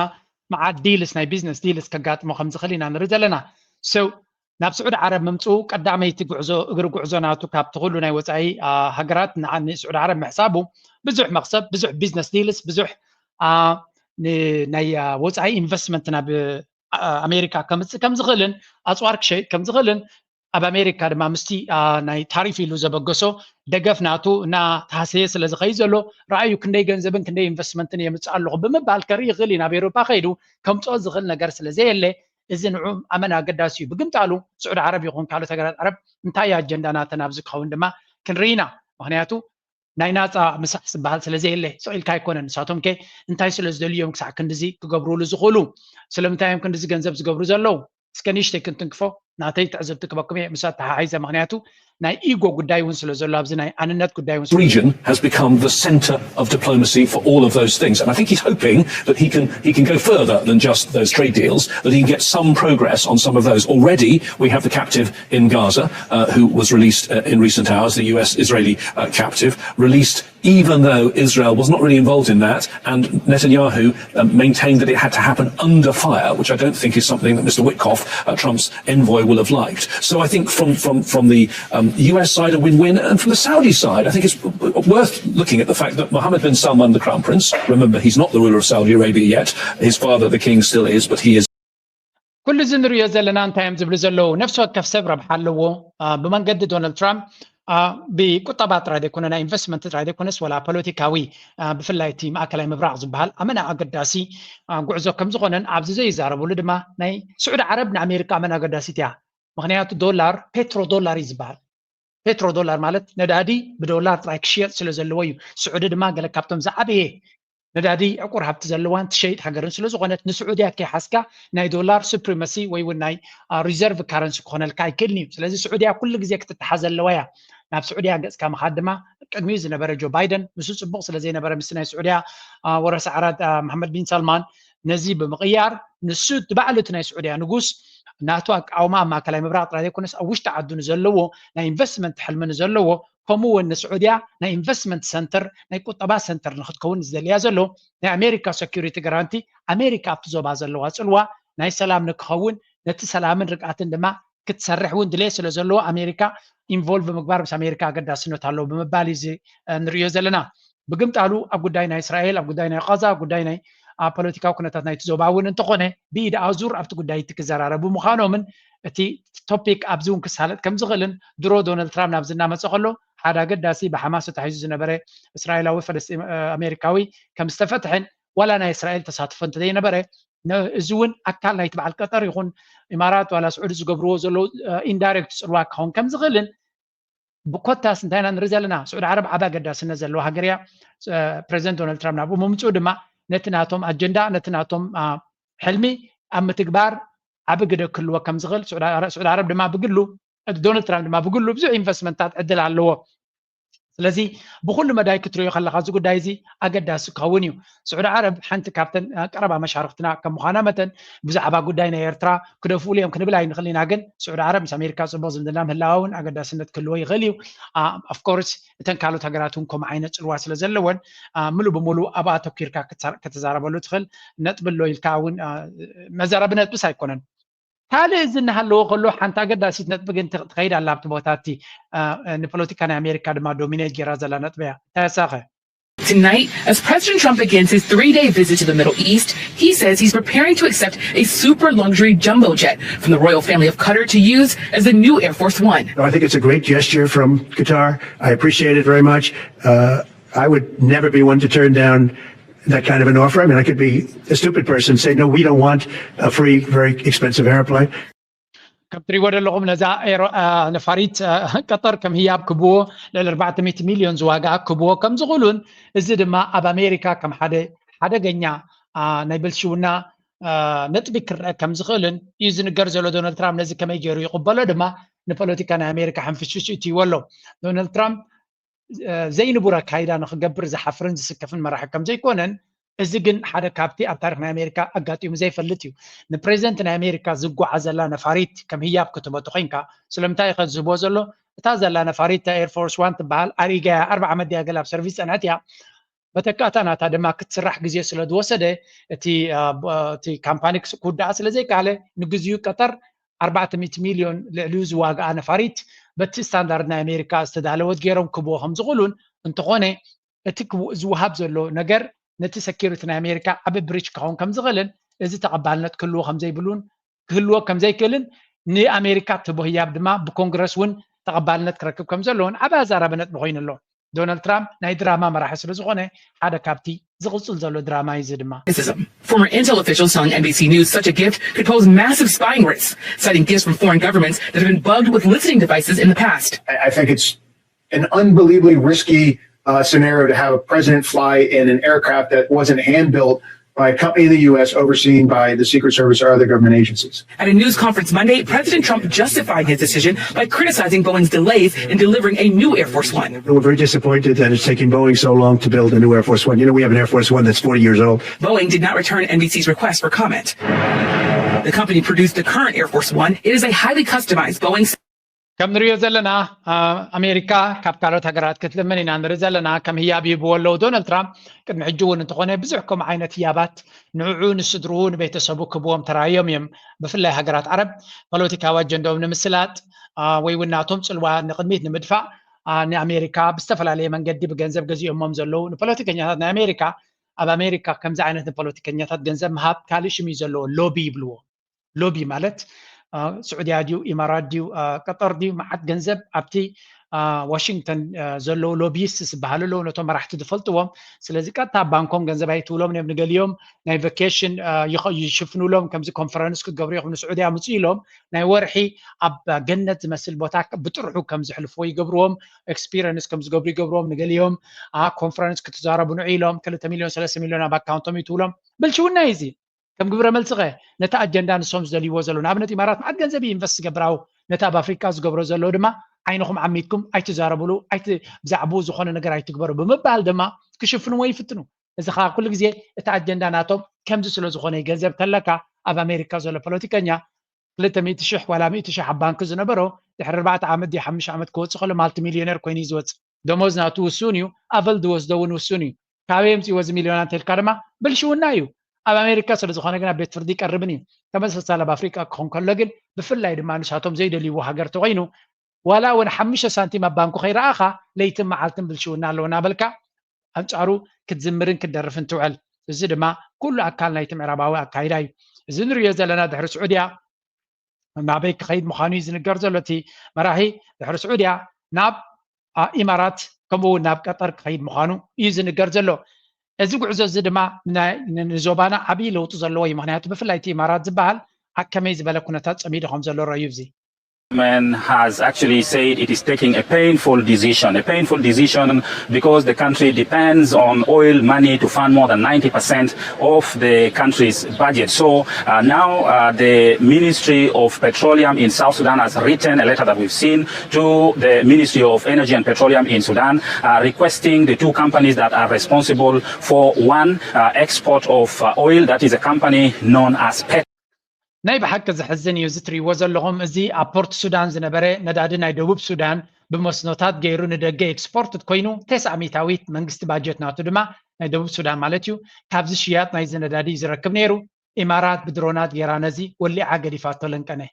ናይ ደቡብ ሱዳን ብፖርት ሱዳን ገይሩ ንዝወፅእ ድኻ ሃገር ደቡብ ሱዳን እትጥቀመሉ ምንጭ 900 ባጀት ናይ መንግስቲ ዝመፀሉ ድሮናት ናይ ሕሜቲ ናይ ኢማራት ማለት እዩ ሓሪሞማ ስለምንታይ ከምኡ ገይሮም ንዝብል ድማ ደቡብ ሱዳን መጋበርያ ምዃን ኣብዩ ስለ ዘሎ ዘጋጠመ ኩነታት ምዃኑ ዝንገር ዘሎ ኢማራት ዝበሃል ሃገር ክንምንታይ ኣብ ሓደገኛ ጉዕዞ ወፊሩ ከም ዘሎ ድማ ንጎ ምሸት ንገልጸልኩም ዘለና ካብ ዜሮ ኣይኮነን እዚ ክሪቲካል ኢንፍራስትራክቸር ንህዝቢ ዝጠቅም እዩ ደቡብ ሱዳን ድማ ብዘይ እሱ ኣብ ዓብይ ሽግር ወዲቓ ብሰንኪቲ ኩናት ጠጠው ኢሉ ዝነበረ ቅድሚ ወርሒ ቢል ጀሚሩ ሕጂ እውን እንተኾነ ንሓዋራ ይሓልፈልኩም እዩ ኣነ ዝበልክዎ እንተዘይጌርኩም ሃገርኩም ናብ ዜሮ ክቀየራ ዝብል ሓደገኛ ሓይሊ ኣብ ኢማራት ኣሎ እዚ መንግስቲ እዚ እንታይ እቲ ዕላማ ናቱ ንኽትርድኦም ከቢድ እዩ ኦፍ ኮርስ ብኩሉ ዋጋ ድሌተይ ክገብራለን ንዑ ምግባር ድማ ዓቕመለኒ ሓደ ሕማቕ ሓደገኛ ቡሊ ዝኾነ ደንዳን ዝኾነ ሓይሊ ምዃኑ ኢና ንፈልጥ ስለዚ ኤርትራ ትገብሮ ዘላ ኣብ ኢትዮጵያ ዘሎ ሓይሊ ንሱ እዩ ኣብ ሱዳን ዘሎ ሓይሊ ንሱ እዩ ነዚ ክልቲኡ ዞባታት ነዘን ክልቲአን ሃገራት ደበላሹ ዘሎ እሱ ስለ ዝኾነ ነፍሲ ወከፍ ሰብ ክርድኦ ክኽእል ኣሎ ሱዳን ሕጂ እውን እንተኾነት ሓደ ዓብይ መጠንቀቕታ ሂባላ ኣብ ቀይሕ ባሕሪ ብመንገዲ ሕቱ ጥራይ ዘይኮነስ ብመንገዲ ሱዳን እውን ረበሻ ክፍጠር ከም ዝኽእል እያ ትነግር ዘላ ምክንያቱ ነቲ ኢማራት ዝበሃል ካልእ ክትገብሮ ስለ ዘይትኽእል ብቀይሕ ባሕሪ ክሓልፍ ተሪእያቶ መርከብ ናቱ ወይ ገለ ክትሃርሞ ምዃና እዩ ዝንገር ዘሎ እዚ ሓይሊ እዚ ኢማራት ዝበሃል ሓይሊ ንሱዳን ዝገብራ ዘሎ ሕጂ ድማ ንደቡብ ሱዳን እውን ቁጠባዊ ማሕውራት ናታ ገይሩ ዝርምሶ ዘሎ ናይ ደቡብ ሱዳን ካልኩሌሽን ናቱ እንታይ እዩ እቲ ነዳዲ ጠጠው ተቢልዎ መንግስቲ ባዕሉ ኢምፕሎት ክፍንጀር ክእል ኣታው ስለ ዘይብሉ ኣሜሪካ ድማ ዩኤስኤ ጠጠው ኣቢላ ስለ ዘላ እቲ መንግስቲ ኣብ ደቡብ ሱዳን ዘሎ ናይ ግዜ ሕቶ እምበር ባዕሉ ክትኮስ ዝኽእል እዩ ዝብል ካልኩሌሽን እዩ ዘለዎ مستتوكس دما نساتهم نتناي مشار دي ولا ناي كالعتق وجل حزام نتهاجر أبتح تقصصرهم كجبرويم نتنا داد دما حقوق عصرويم لك كم تورك ناي السودان بمن قد حميت جيرهم دليتهم زجبروا وزلوا دبوب السودان كمو جبرويم أبي توبيا أدي سابا يكون كالو كلها قد أسكفال بمن قد أب جيرهم تقصصرهم ملو أب سوماليا بوساسو سومالي لاند كالو تقدستي دسيتات يغونوا أفتق بحرج ركبو كله تقصصرهم ملو أبي يمن عدن كمون سوقات راز بهالبوتا تقصصيرهم ملو اب ليبيا اب بنقاز زلو منغسي زياده بهم زصلون اقدسنا ينادادي خنا يكال انفراستراكشر ون زقاصر حيلي سلازي امارات بالهاجر غلغل سبالو انت لو غلغل زبل this is one of the very serious تخونه حدغا اب كبابينا زلو معنا ترايد كونخا نبمول تزوبا اب حدغا كنت زغليو let me give you one كارتا كبكم مغنيات غلغل سب نتكونتات اب من بابون شجر كم زلو يرداني اتي زوبانا كابي متيو انتاي قبر كم زلو نخن ردا زاكل نزيا كارتا كبكم look at this امارات زبال ازير حقوق يزل كابانا اب كبابينا متي خان تاريخ هيغن اب سوماليا نتي سومالي لاند تدمرو نتي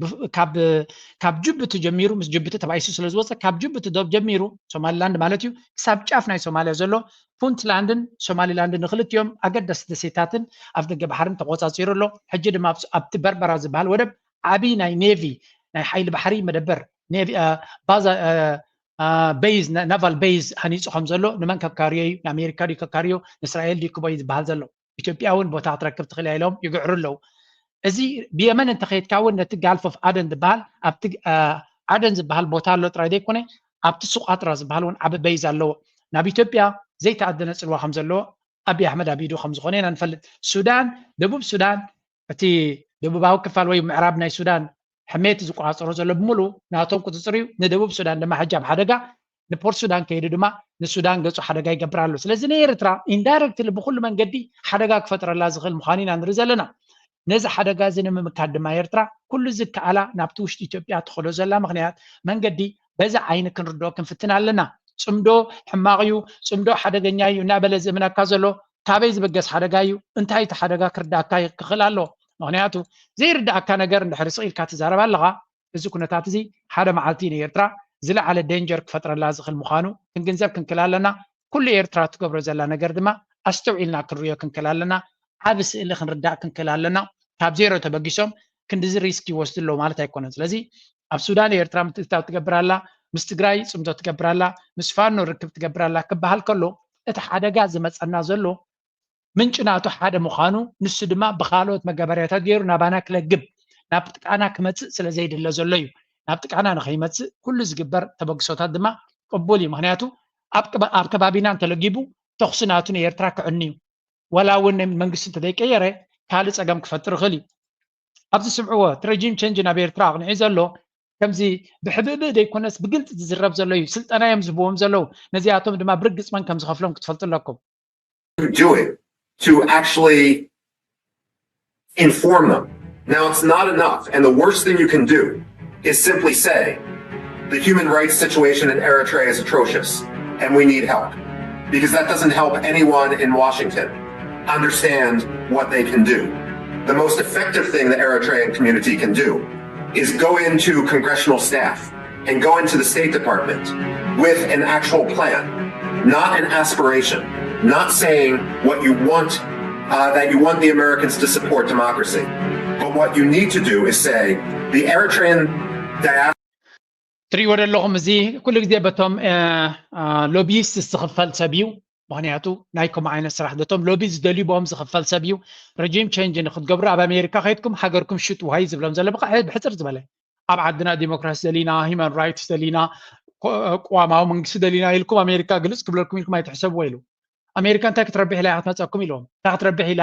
ንዓኹም ክትእትወኩም ንኣሜሪካ ንሑቱ ንክትስዕሩ በይዝ ክንበኩም ኢና ውሽጥና ኣትኹም ግዝኡና እንተኢልኩሞም ጥራዮም ክመፅኹም ዝኽእሉ ኢሉ ይድምህሮም ዘሎ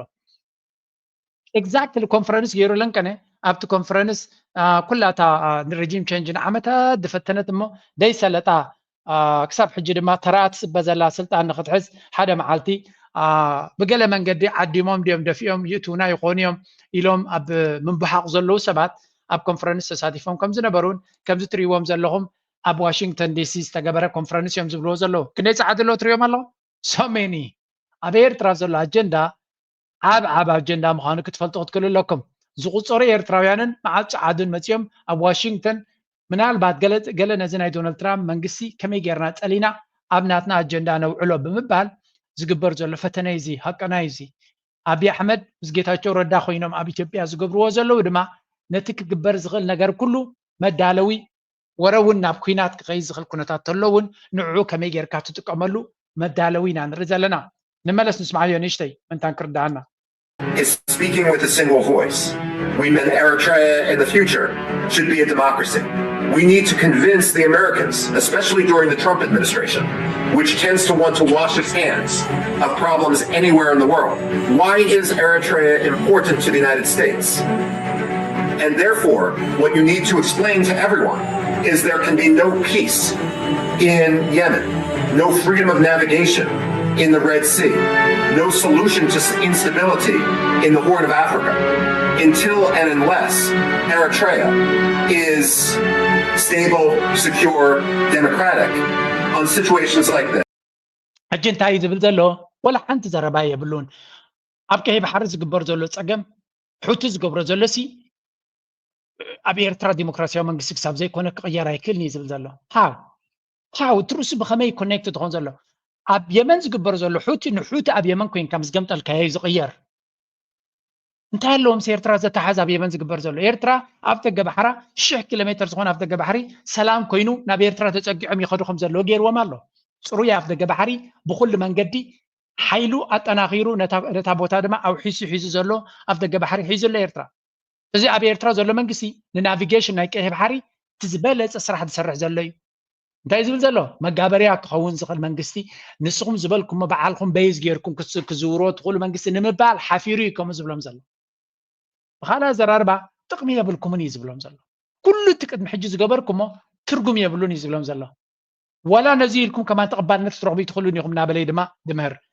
እዚ ሓደ እዩ ካልኣይ ገጽ ናይቲ ኩነታት ድማ ንመለስ ናብቲ ናይ ትግራይ ጉዳይ ንተጋሩ ከንታይ ክብልዎም ጀሚሮም ኣለዉ እቲ ኣጀንዳ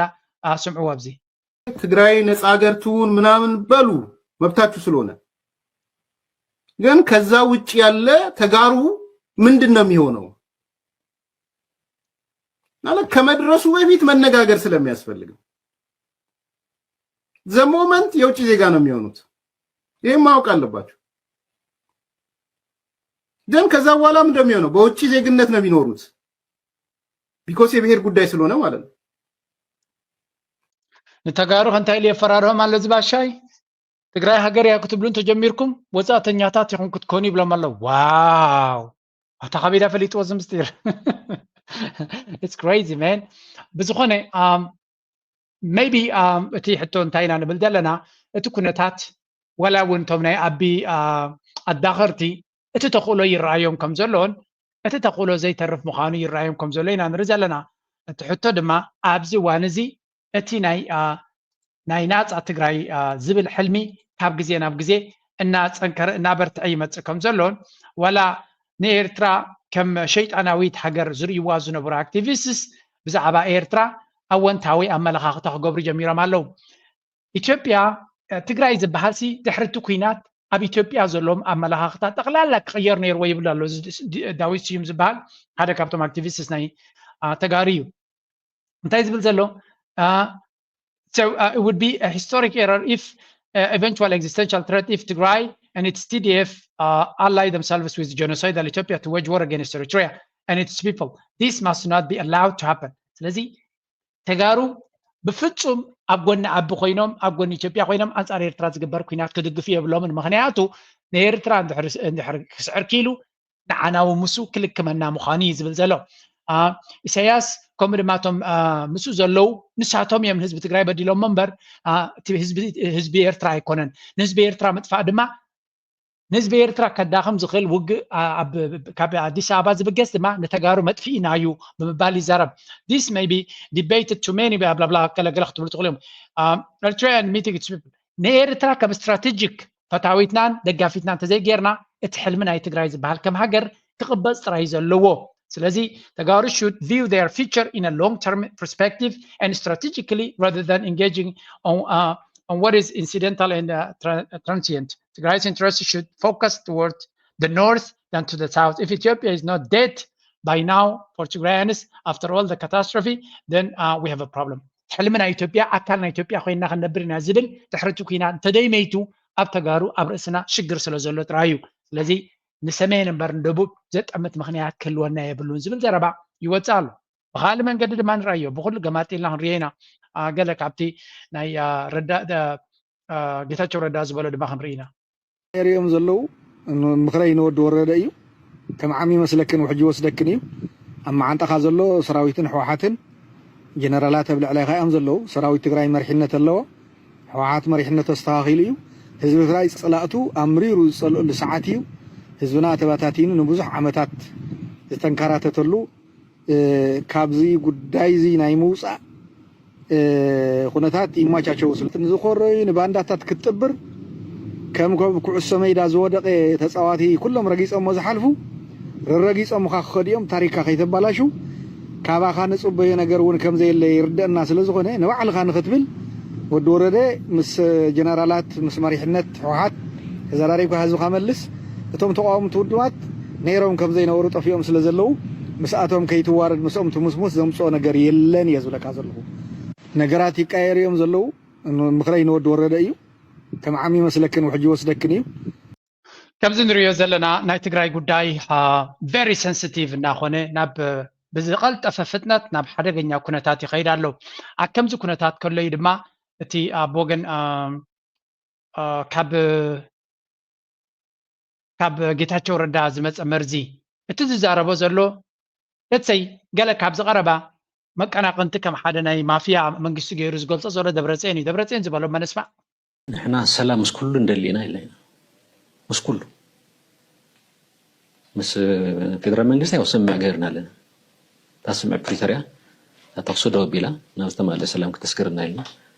ተፈራሪምና ኣለና ስለዚ ናይ ኤርትራ ማልከም ዘልኳ እዩ ምስ ኩሉ ሰላም ኢና ኢልና ምስ ኤርትራ እውን ሰላም ኢና ኢልና ዝበሃሉ ግን ብዙሓት እዮም ከም ዝተገለለፀ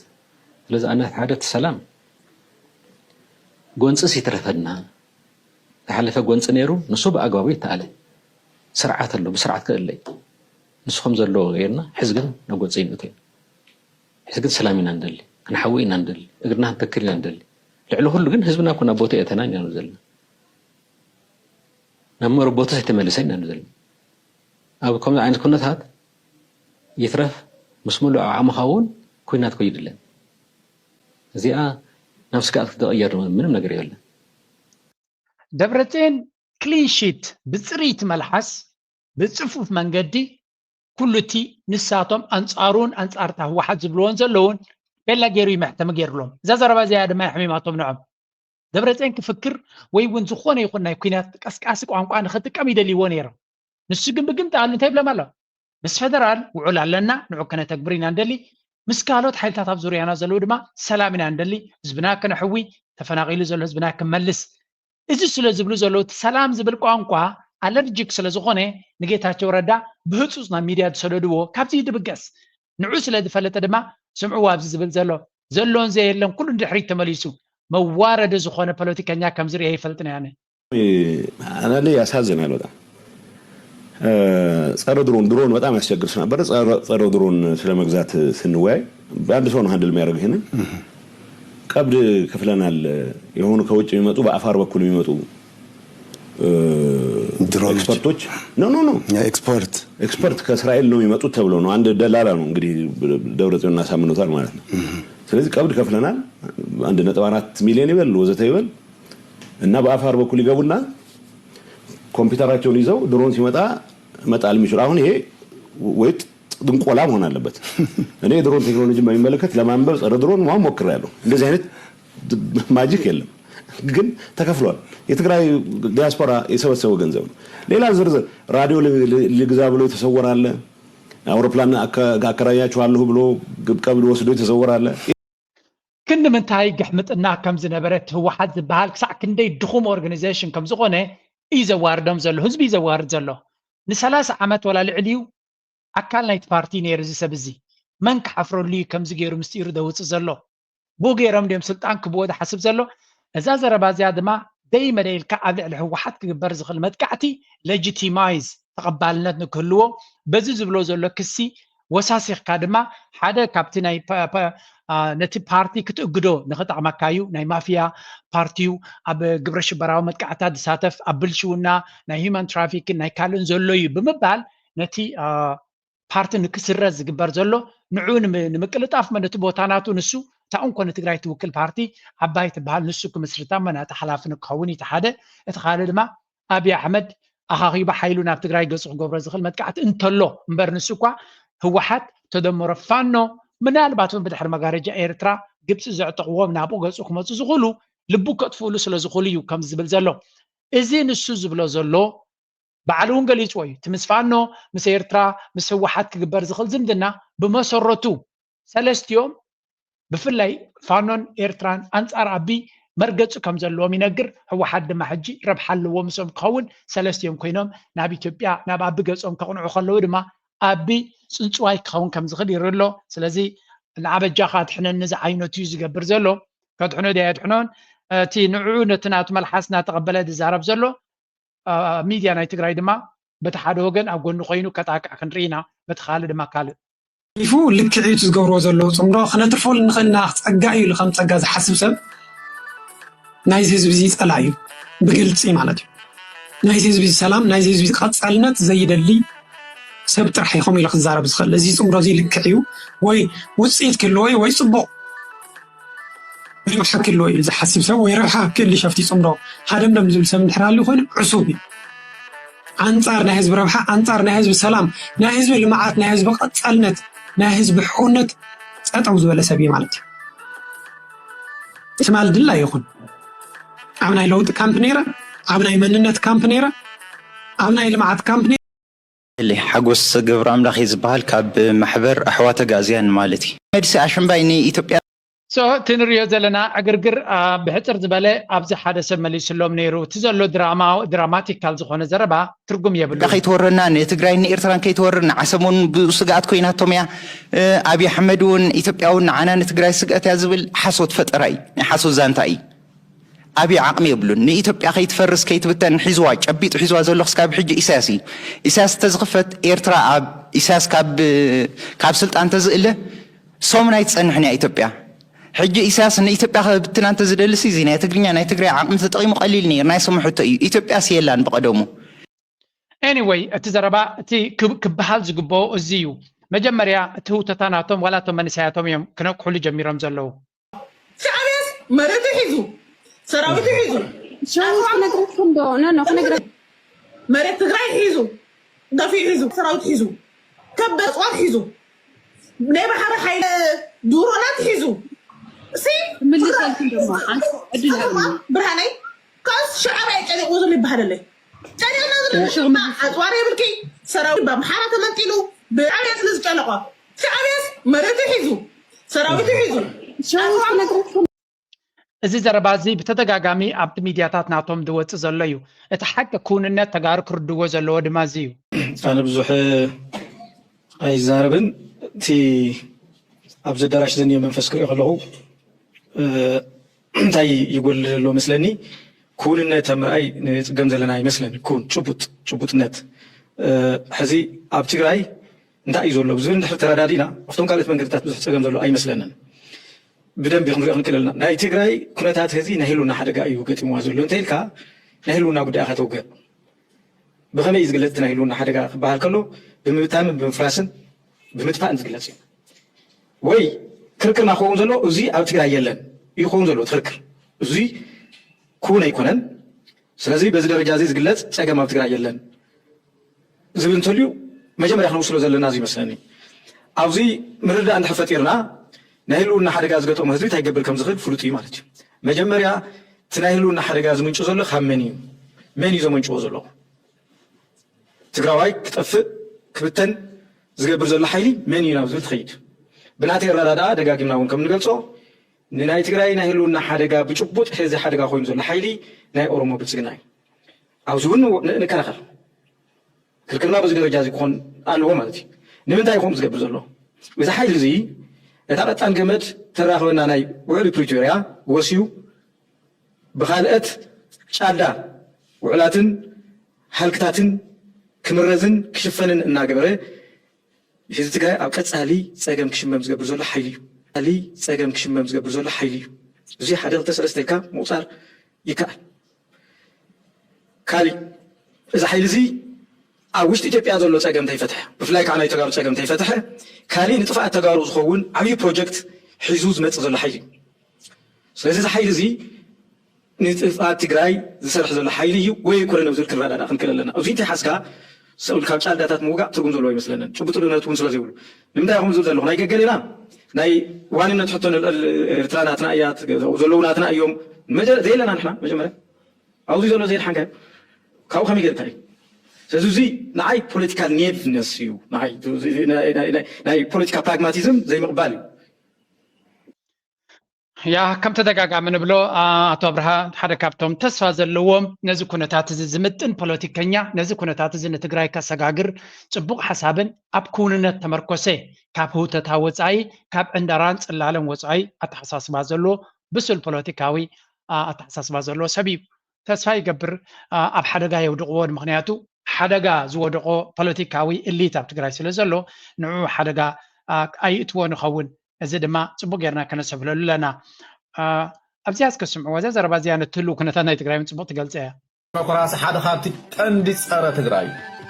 ናይ ሓሶት ዲሞክራሲ ድላይ ዛረብ መሰሉ እንዲ ትበሃል ድላዩ ይኣክብ ድላዩ ጎስጎስ ትበሃል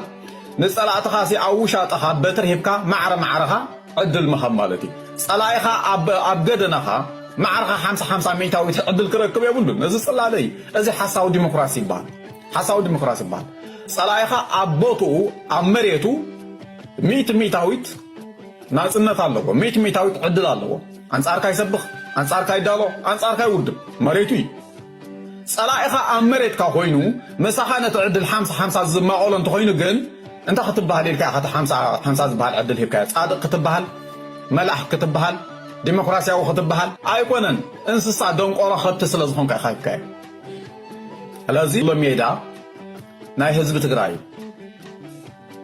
ንሰላም ንሓድነት ንረብሓ ትግራይ ዘሳሳ ሓሳብ ጥራይ ዝካየደሉ ሜዳ ትግራይ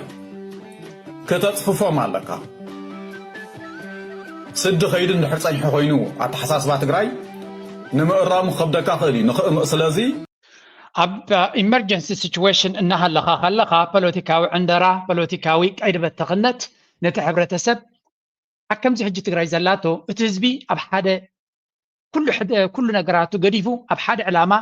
ናብቲ ዕላምኡ ንክጉስጉስ ከምቲ ቅድሚ ኩናት ዝገብሮ ዝነበረ ኣብ ሓደ ዕላማ ወላ እኳ ሽዑን ጌጋ እንተነበረ ግን ሕብረት ብዘለዎ ድምፂ ስለ ዝኸደ ኢና እቲ ኩነታት ርኢና እዚ ሕጂ ዘለዎ ግን ንማንም ጓል መንገዲ ክፃወተሉ ዝኽእል ነቲ ህዝቢ ግዳይ ክገብር ዝኽእል ኩነታት እዮም ፈጢሮም ዘለዉ እስከ ናብቲ ካልእ ወገንካ ሽፍቲ ክንገብር እቲ ደንበ ተቃውሞ ዝበሃል ዝብሎ ዘለካ ሓደ ክልተ ክንርክብ ፍትን ኢና ምስኣ ተሓሒዝና ግን እዛ ቪድዮ እዚኣ ቅድሚ ክንደይ ዓመታት ዝነበረት እያ ለንቀነ ትዘውር ዘላ እያ ማለት ፍትሒ ማለት ንሰላም ምን ደሊ ካብ ሰላም ዝያዳ ተጠቃሚ ከመን እንተተባሂሉ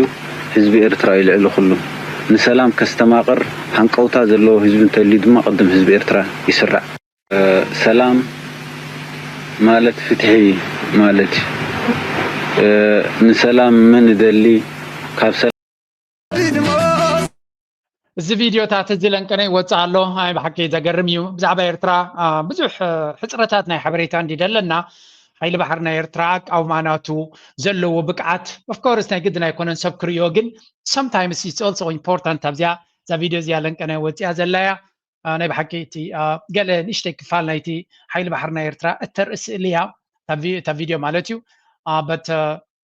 at the end of the day ሓደ ግዜ ሓይልኻ ምርኣይ እውን ኣገዳስነት ኣለዎ እዩ ብዛዕባኻ ሚስ ካልኩሌሽን ክገብር ንዝኽእል ፀላኢ ኣፉ መሕተሚ ዘየድሊ ዕንደራ ንኸይክየድ እውን ስለ ዘጥሕነካ ስለዚ እቲ ኮምፒተንስ ናይቲ ሓይሊ ባሕሪ ናይ ኤርትራ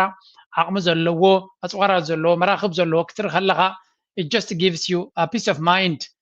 ሰላም ንኤርትራዊ ሞራል ይህቦ ምክንያቱ ዘለና ዓቕሚ ክንፈልጥ ክንክእል ኣለና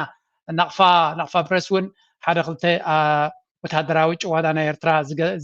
ዝገልፅ ዓቕሚ ኣውፅኡ ነይሩ ወትሩ ንኩሉ ድልዋት ንምቕርሳምን ኣደብ ንምትሓዝን ሎሚ ኤርትራ ንእሽቶ ሃገር ወይ ህዝባዊ ውሑድ ኢልካ ዘይትነዓቕ ሓያልን ብቅዕትን ሃገር ምዃና ዓለም ኣብ ዝኣመነትሉ መድረኽ በፂሕና ኣለና ህዝቢ ኤርትራ ከም ውፅኢት ነዊሕ ቃልሱ ብመንፅር ካልኦት ዝመስሉ ህዝብታት ንኩሉ ድሕረታት ሰጊሩ እቲ ዝሓየለ ሓድነትን ጥምረትን ዝውንን ውሽጣዊ ሰላምን ቅሳነትን ብብቅዓት ከውሕዝ ዝኽእል ህዝቢ ኮይኑ ኣሎ ብምባል ተኣምር ዝኾነ ወታደራዊ ጭዋዳ ዘለዎ ኣፅዋር ከምኡውን ንፀላኢኻ ከሰንብት ዝኽእል ወታደራዊ ሓይሊ ዝገተረ ስእልታት ኣውፅኡ ነይሩ ፅቡቅ እዩ ካብ ግዜ ናብ ግዜ ኤርትራ ብከምቲ ንሳቶም ንኤርትራ ስለ ዘይፈልጡ ኣብ ህውተታት ዝነብሩ ሚስ ካልኩሌሽንስ ንከይግበር ክሕግዝን ክዕንቅፅን ዝኽእል ኣገዳሲ ቪድዮታት ክወፅእ ከሎ ደስ ብለና ገለገለ ድማ ቅድሚ ሕጂ ሰባር ሰዓት እውን እንተኾነ እንታይ ይብሉ እንግሊዛውያን ሰባር ሰዓት እውን ኣብ መዓልቲ 2 ግዜ ትክክለኛ ግዜ ትነግር እያ ዝብሉ ነዚ ስምዑ ወስኬ ኣነሲ ብጣዕሚ ግርም ዝብለኒ ክትሕጎሱ ግባእኩም እዮም ደለይ ትፍታይ እዚ ኩሉ ዓመታት ንሕና ምስ ህዝቢ ትግራይ ትብሎ ዝነበርኩም ንስኻትኩም ትብሎ ዝነበርኩም ሻዕብያ ዝገብሮ ዘሎ ንስኻትኩም ትጉስጉስሉ ዝነበርኩም ሰማዕ ስለ ዝሰኣንኩም ሻዕብያ ዝገብሮ ዘሎ ንስኻትኩም ትጉስጉስሉ ዝነበርኩም እዩ ህወሓት ዝገብሮ ዘሎ ስለዚ ናትኩም ሓሳብ ንሕና እኮ እዚ ኩሉ ዓመታት ቁንዓት ኢና ነርና ንሕና ንብሎ ዝነበርና ሕጂ ሻዕብያን ህወሓትን ዝገብሮ ዘለዋ ቀደም ስሕዋይ ኣነሲ ብጣዕሚ ግርም ዝብለኒ መቸም እታ መልሓስ ናይ ትግራይ ሰላምን ንሕውነት ናይ ህዝቢ ከነረጋግፅ ኢና መንደቕ ናይ ፅልእ ከነፍርስ ኢና ትብል ዝነበረት መንደቕ ኣብ ርእሳይ ነይሩ ከተፍርሶ ድማ ድሌት ከም ዘይብላ ደጊምና ደጋጊምና ተዛሪብና ኢና ንሕና መንደቕ ስለ ዘይነበረና እቶም መንግስታት ተተዓሪቆም እቲ ዕርቂ ክመፅእ ፀገም ዝበሃል የብልና ምክንያቱ ኣብ ልዕሊ ተጋሩ ኣብ ልዕሊ ኣምሓሩ ኣብ ልዕሊ ኦሮሞ ኣብ ልዕሊ ህዝቢ ናይ ዝኾነ ይኹን ሃገር ፅልእ ስለ ዘይብለይ ንዓይ ሰላም ንምፍጣር ትዝቐለለይ ንዓይ ንሰላም ንምስባኽ ድማ ትዝቐለለ እዩ ዘይቅኑዕ ሰላም ጥራየ ዘይድግፋነ ምክንያቱ ዘይከውን ሰላም ዘየለ ፅልእ ከም ፅልእ ትፈትሕ ዘለካ ጌርካ ኣክቲ ክትገብር ከለካ ፊልም ትሰርሕ ከም ዘለካ ንፁር እዩ ንዓይ መጋበርያ ክትገብሮ ትደሊ ስለ ዝነበርካ እቲ ህዝቢ ትግራይ ሕጂ እቲ ሓቀኛ ሰላም ክመፅኦም ዝጀመረ ክመረካ ይጅምር ማለት እዩ ስለዚ እዚ ሓደ ነፍሱ ዝኻለ እዩ ካልኣይ እቲ ደንበ ተቃውሞ ብኩኡ ተገጢሙላ ኣብዚ እዋን እዚ ስምዕዎም ኣብዚ እቲ ሓደ ደጋፋይ ከምኡ ንኸውንና ንሕና ነቲ ዝዕግብ ዓገብ ክንብል ኢና ኣነ ንድሕሪ ዕግብ ኣሎ ኮይነ ገማጡል ፀገም ዝበሃል የብለይ ኣብ ቃልሲ በደለኛ ሰብ ነዚ ቃልሲ ዝዕንቅፍ ሰብ ይተሃረም ፀገም ዝበሃል የብሎ ንሕና እቶም ተቃለስቲ ግን መሳርሒ ኣብ ገዝኦም ኮይኖም ዝዛረቡ ኣካላት ክንከውን ንሶም ሊኾም ንሳቶም ሕማቅ ኣይገብሩን እዮም ሕማቅ ኣይገብሩን እዮም ክሕተት ይደልዩን ግን እንታይ ገ ብኣና ገይሮም ግን እቲ ንሶም ዝሓስብዎ የመሓላልፍዎ ኣለዉ ስለዚ ሕጂ ኣብ ገዛ ኮይኖም ንዓኻ ነቲ ሕማቅን ፅቡቕን ኣብዚ ትገብሮ ዘለካ ንሶም ክርብሕሉ ስለዚ ኣሕዋት ናይ ብሓቂ መንእሰያት ዋጋ ትኸፍሉ ዘለኹም ይርዳእኒ እዩ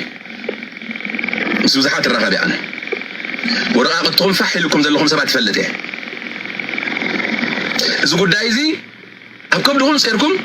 ናተፃወርኩም ትኸድኹም ዘለኹም ፈልጥ እየ ሕማምና መውፃእ እዩ ነዞም ሰባት እዚኦም ብመሰረቱ ኣካይዳና ዕሪና ነዚ ቃልሲ ከነዕርፍ ዘይክኢልና ኣብ ዕንክሊል እያ ክትኸውን እታ መሬት ማለት እዩ ትደስ ዝብል ነገር ግን ሎሚ ማሕበራዊ ሚድያ ዋላ ክንከታተሎ ክንሪኦ ከለና ሕጂ ብዙሓት ሰባት ነዚ ጉዳይ እዚ ዝምኩቱ ኣካላት መቸም ደንጊ ዝርድኦ ሰብ ኣብ ግዜውን ኣብ ሓንጎሎ ኣብ ዘፍቀደሉ ግዜ እንዲ ዝርድኦ ቅድሚ 2 ዓመት ኣብ ስዊድን ሰብ ክትሃርም ኣብ ጀርመን ሰብ ክትሃርም ክብገስ ከሎ እቲ መንእሰይ ፅባሕ ንግሆ ክስሕና ኢኻ እታ መንእሰይ እቶም ንዓኻ ጀውካ ዝብሉ ዘለዉ ኣብ ዩቱብ ሕጊ ከም ዘይጥሕሱ ንዓኻ ብሓዊ እትዮምካ ንስኻ ሓዊ እናእትኻ ከለካ ክበልዑ እዮም ንስኻ ብእስር ቤት ፈው ክትብል ከለካ እውን ክበልዑን ክረብሑን እዮም ኢልናካ ምስማዕ ዝዓበየ መንእሰይ ኣብ መወዳእታ ንሓደ ሓደ ግዜ ሰባት ኣለዉ ኣብዚ ሰባት ከምዚ ኢሎም ይጋገዩ ኣሎ ባ መኸሮም ገለ ትብሉን ኣለኹም ኣነ ይመክር እየ ግን ዝሰምዓኒ ሰብ የለን እቲ ነቲ ምክሪ ናተይ ዘይሰምዕ መከራ ይምከሮ እዩ ዝበሃል ሽግር ምስ ወደቆ ካብኡ ይመሃር ዕድል የብልካ ገለገሊዩ ክትመሃር ግን ነጊርና ነቲ መንእሰይ ኣብ ዓዲ ሕግን ፍትሕን ስርዓትን ዘለዎ በትሪ ደርቢኻ ሓፂን ኣልዒልካ ሃሪምካ ንሓደ ደም ከተፍስስ ትኽእል ኢኻ ንሓደ እውን ክትቀትል ትኽእል ኢኻ በዚ መንገዲ ዝፍትሒ ወይ ለውጢ ከምፅእ ናይ ፖለቲካ ብኤርትራ ንዝበለካ ግን መጀመርያ ንስኻ ናይ ርእሲ ፀገም ከም ዘለካ ጥራይ ኣብ ኤርትራ ዘሎ ስርዓት ኣብ ጀርመን ሰብ ሃሪምካ ይተፍርሶን ኢኻ ንነፍስኻ ፈሪስካ ሂወትካ ከተበላሹ ዘይተርፍ ፅልእን ደምነትን ክትፈጥር ተደይ ኮይኑ ትቕይሮ መንግስቲ የለ ትቕይሮ ሰብ የለ መሊሱ ሰብ ክፀልአካ እዩ ናትካ ቃልሲ ጥፋሽ ምዃኑን ንስኻ ፍትሒ ደይኮነ ደም ከተመፅእ ትቃለ ዘለካ ምዝኾንካ ንፁር ክኾነ እዩ ዳስ ወይ ድማ እቲ እምኒ ዝደርባኻዮ ንህዝቢ ኤርትራ مليسو حيال زخونه هاجراو سمعيت كمز مسرد غير كايلغا منسي دما ابدن بهاجرو كمز عسل زغبرو اتا كايداتي زي نريو زلنا سمعيت قدم اينبرنا يبلكم زي سمعيت قدم اينبرنا يكونن ግን እዚ ሁሉ መንሰይ ሓድሽ ወለዶ ተቃዋማይ ዝነበረ ሃገሩና ቤት ኸይት ከምዘላ ተረዲኡ ወተመሊሱ ሎሚ ኣብ ጎኒ ሃገሩን ህዝቡን ደው ክብል ዝገበሮ ንስዩ ስለዚ ንኤርትራዊ መጠን ክትሃርሞ ዝፈተንካ መጠኑ መሊሱ ሕብረቱ ክሕይል እዩ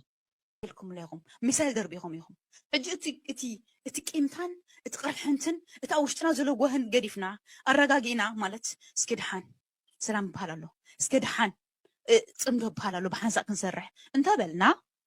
دم حواتنا رسسينا يكوننا سماتاتنا دربينا يكوننا زق زورنا ابلعلينا تشف علينا يكونان you need to focus on that if not I'm warning you ما تنقطعوا بكم عليهم حزب إرترا يتصاوتني حزب إرترا فتصيم يتصاوتني تهلخ كابزانا ميلون رأيوا بملو حزب إرترا ولا تسيو انت تتعرف انت وصا انت وارده كم يجي رادر في سريحة الله الزينة نهيل خنياتات بالتعامي نهيل خنياتات سلس don't play game with us game تصاوت أتفتونه صمنا تبعي لا تقبلنا لنا جاسد كون على بزح طرع رعيلا حج سلس إرترا بجز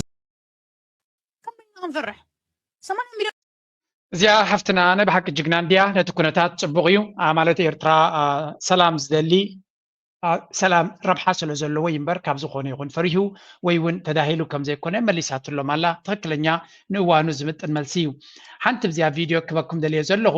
ፕሊዝ ፈለው ግበርዋ ብዙሕ ኣገዳሲ ዘረባን ኣገዳሲ መግለፂ ኣብዚ እዋን እዚ ትገብር ዘላ ኣብ ዩቱብ ናታ ከይድኩም ሰፖርት ግበርዋ ናይ ኤርትራ ድምፂ ናይ ኤርትራውያን ድምፂ ክሕይል ተደሊኹም ነቶም ብዓቕሞም ዘበርክቱ ዘሎ ብፍላይ ድማ ደቂ ኣንስትዮ ዋሕዲ ስለ ዘለዋ ኣብ ዩቱብ ይኹን ኣብ ሚድያ ንከምዚአን ዓይነት ጀጋኑ ክመፃ ከለዋ ኣተባብዕወን ሓግዝወን ኣነ እውን ሓደ መዓልቲ ኣብ ፕላትፎርም ናተይ ክዕድማያ ኮንታክት ናታ ስለ ዘይብለይ እምበር ግን ናይ ብሓቂ ዝናኣት ስራሕ ትሰርሕ ዘላ ሓየት ዝኾነት ጅግና ዝኾነት ዋዕሮ እያ ኣተባብዕዋ ብዙሓት ከማክፈር ይብልና ተደሊና ንዓነ ተባብዕ ሓንቲ ቪድዮ ክበኩም እያ ኣብዚ ኤርትራ ብገዛእ ዓቕሙን ምስ ናይ ልምዓት መሻርክቲ ብምትሕባርን ኣብ ዝሓለፈ 34 ናይ ናጽነት ዓመታት ዝሰርሐን ከዘንቲ ማይ ኣብ ሕርሻዊ ልምዓት ብሓፈሻ ኣብ ልምዓት ኣሕምልትን ፍረታትን ድማ ብፍላይ ልዑል ግደ ከም ዝገበራ ሚኒስትሪ ሕርሻ ሓቢሮም بمسرت سبصابت مينستري أفلم أوان نصنت أستات 130 طراي زنبر قطري ديكاتات أبزوان بشدش عز في بموسى نابستات شمونتي 240 كم زبالة تفلي زي نريو زلنا زينا زبزحنا إيرتراويان بوست كنقبر زلنا بروموت كنقبر زقبانا زينايو نايب حكي أقدس حبريتايزي علمنا أب نفس وقف ورحدي ولا كلايمت تشينج ناتبهالي كوب 28 29 ناتبهالي عبيت كونفرنسات يزقبر نت كلايمتنا علمنا المقيار كلهم تمام كونفرنس ساتفو دما ناي كوربوريشن سي اوس بي برايفت جيت يوم دمصو ابتما على تراي ناي عمت ملو بالكلام زفطرو انا انت الى صحيفه ايرترا بزعبا كلايمت زبحال ጫው እናሃለዎ ከሎ ብስቅታ እታ ኣገዳሲ ስራሕ ትገብር ዘላ ሃገር እያ እዚ ኻንታይ ማለት እዩ the world is drowning in climate conferences greenwashing and empty promises but Eritrea quietly delivers real results ብዛዕባ ኮንፈረንስ ክላይሜት ንምጉዳል ገንዘብ ክንዲዝ ቢልዮን ክንዲዝ ቢልዮናት ሚልዮናት ክወሃብ ይበሃል ወላ ሓንቲ ዝግበር ግን የለን ኣብ መብዛሕትኡ ግዜ ተሓቂ ኤርትራ ኣብዚ ኩሉ ኮንፈረንሳት ከይተሳተፈት ቢልዮናትን ሚልዮናትን ከይረኣየት ብስቕታ ብብዳታ ንዓለም ክትሕጉስ ኢላ ዘይኮነ ድማ ትፀገም ብትክክል ስለተረድአቶ climate change hits hardest those who contribute the least Eritrea knows this ኤርትራ ኣብቲ ናይ ክላይሜት ብከላ ዝበሃል ዘሎ ዝወሓደ ኣብ ዓለም ካብቶም ዝወሓዱ ተበርክት ሃገር እያ ዝለዓለ በቲ ዝመፅእ ዘሎ ፀገም ግን ዝያዳ ግዳይ ክትከውን ትኽእል ኮይና ዝነበረትን ክትከውን እትኽእል ዝነበረት ሃገር እያ ነዚ ቀልጢፍ ኣንቢብት መንግስቲ ኩሉ ፀጋታቱ ኩሉ እየ ዝብለኩም ገለ ክፋል ይብለኩም ኣለዉ ኩሉ ፀጋታቱ ነዚ ፀገም እዚ ንምብዳይ ተጠቂምሉ ዲጋታት ኩሉ ህንፃ ኣብቲ ሃገር ዘሎ ተጠዋቢሉ ኣብ ዲጋታት ጥራይ ፎከስ ገይሩ ስለምንታይ ማይን ሓመድን ተደይዓቂብና ትርጉም የብሉንቲ ኤርትራ ዝበሃል እዩ መግብነ ነብስና ክንክል ኣይኮነት ሃገርና እውን ሰብ ክቕመጠሉ ይኮነን ብምባል ኩሉ ፀጋታቱ ናባ ኣድሂቡ ናይ ደገ ሓገዝ ናይ ደገ ምፅወታ ናይ ደገ ደገፍ ከይተፀበየ ባዕሉ but instead of begging or posting or posing for photo ops Eritrea acted on its own under the brutal US and EU sanctions and with minimal resources لذي ኤርትራ በይና ዝኾነ ይኹን ምፅወታን ሓገዝን ከይተፀበየት በይና ነቲ ኩነታት ተረዲያ እንኮላይ ኣብ ትሕቲ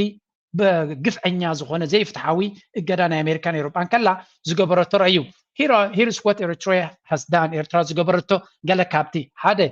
ኣብ ግዜ ናጽነት 130 ዲጋታት ጥራይ ነይርዋ ናብ 840 ኣደይባቶ securing water and fighting drought ስለዚ ማይ ምዕቃብ ሓመድ ምዕቃብ ልዕሊ ኩሉ ድማ ነቲ ኤኮሲስተም ናይ ኤርትራ ማይ እንተተኸዚና ዲጋታት ከባብናቱ ብምሉ ተኣግራብ ይምለስ እንስሳታት ዝብላዕ እንስተን ስለ ዝረኽባ እንስሳታቱን መሊሰን ይረብሓ ስለዚ ኤኮሲስተም ናትካ ብምሉ ተፈጥሮ ይምለስ ማለት እዩ ከምኡውን ነዚ ንኽትገብር ዝኹሉ ዲጋታት ንኽትገብር ተየድልየካ ፍሉይ ዓቕሚ ሰብ የድልየካ ስልጠና ናይ ዓቕሚ ሰብ ክኢላ ዓቕሚ ሰብ የድልየካ ናይ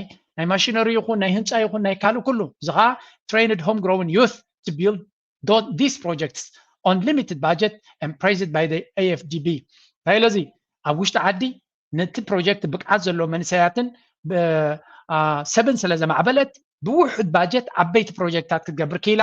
እዚ ዝገበረቶ ድማ በቲ ባንኪ ልምዓት ናይ ኣፍሪቃ እውን መጎስ ዝረኸበይ ነይሩ ብምባል ገሊፀዮ ከምኡ ድማ mobilized entire communities to plant trees restore soil and protect watersheds ስለዚ ነቲ ህዝቢ ድማ ብምሉ ኣብ ገጠራት ዘሎ ኣብ ዓዱ ነታ ትርከብ ክንድረድኤት ትቦ ነቲ ሰብ ተገይራላ ኤርትራ ዓድኹም ዛልይዎ ማይ ዓቅቡ ኣግራብ ትኸሉ ደሞስኩም ድማ እቲ እኽሊ ንረኽቦ ዘለና ብሕርሻ ንዑ ክንበኩም ኢና ብምባል ነቲ ህዝቢ ዓዱ እናተኸናኸነ ንዓዱ እናልምዐ ንዓዱ እናፀበቐ ከሎ ደሞዝ ወይ እውን እኽሊ ብኡ ትቦ ስለዚ ኣክንዲ ኮፍ ኢሉ ዝበልዕ ተፀባይ ረድኤት ከምዛ ኣብ ኢትዮጵያ ዘሎ ስርናይ ናይ ካናዳ እናበልዐ ሕርሻ ልሙዕ መሬት ገዲፉ ዝነብር ነተን ዝርከባ እኽሊ እውን እንተኾነ ዓዱ እናልምዐ ግራውቱ እናመልመለ ከም ዝረኽበን ገይሮም ኣለዉ እዚ ከዓ እንታይ ፈጢሩ እዚ እንታይ empowered farmers to take ownership ከምኡ ድማ ኩሉ እቲ ዲጋታት ኣብ ዓድታት ኣብ ገለ ዝግበር ዘሎ እቲ ህዝቢ ናት እዩ ስለ ዝብል ዓዲ ሓሎቶም ሓረስቶት ክንምንታይ ከም ተሓጎሱ ሪኢኹሞ እቲ ዲጋ ናትና እዩ ንህዝብናን ንዓድናን ነዚ ከባቢናን ንከለምዕ ዝተሰርሐ ስለ ዝኾነ ኩሉ ዝከኣል ክንገብር ክንክእል ኣለና ክንዕቅቦ ዝያዳ ድማ ክንጥቀመሉ ኣለና ስለዚ ኦውነርሽፕ ሓደ ናይ ዩኤን ትካል ዝውንኖ ንሱ ዝዕቅቦ ዘይኮነ ህዝቢ ናይቲ ሃገር ህዝቢ ናይቲ ዓዲ ዝዕቅቦ ከም ዝኾነ እቲ ውፅኢት ከ thriving ecosystem growing modern agriculture base inclusive self driven development ዝኻ እቲ ተፈጥሮ ናይቲ ኣግራቡ ይኹን እንስስኡ ከም ዝዓቢ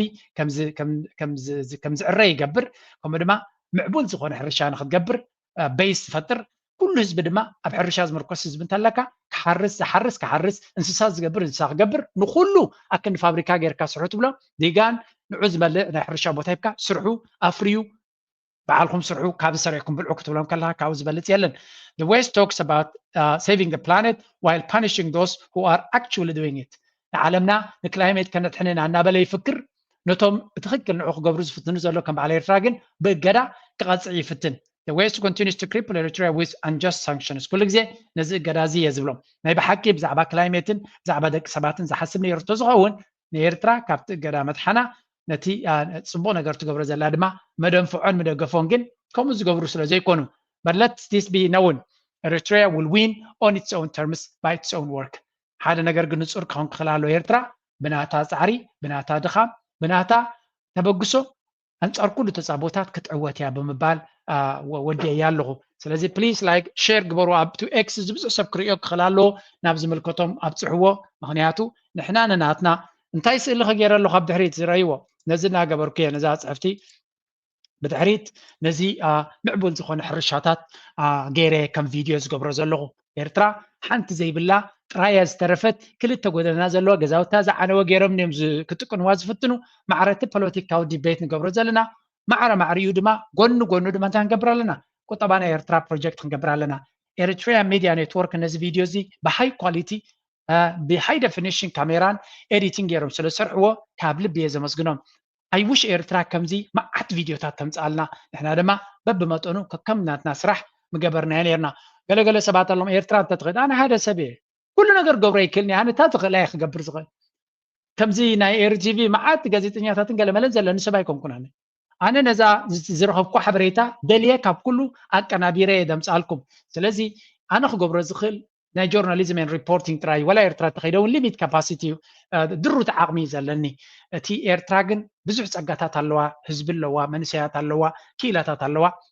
ነፍሲ ወከፍ ድማ በብግዲኡ ተሰሪሑ እቲ ውፅኢት ድመፅእ ስለዚ ነዚ ዓይነት ፖዚቲቭ ኤነርጂ ናይ ኤርትራ ማዕረቲ ፖለቲካዊ ቃልሲ ንገብረ ዘለና ቁጠባ ናይ ኤርትራ ናብ ህዝቢ ንምስጋር ክንፅዕር ክንክእል ኣለና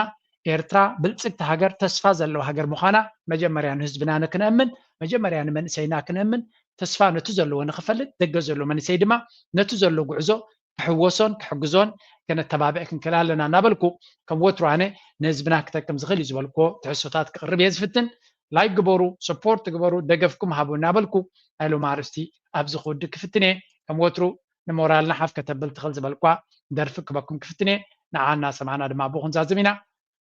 يغني اللي نخل التابز تحسوتات زهابونا سبات دماء أمسقنو لي كم وترو بزي عجرنا هنودينا سلام كلاد عقيلة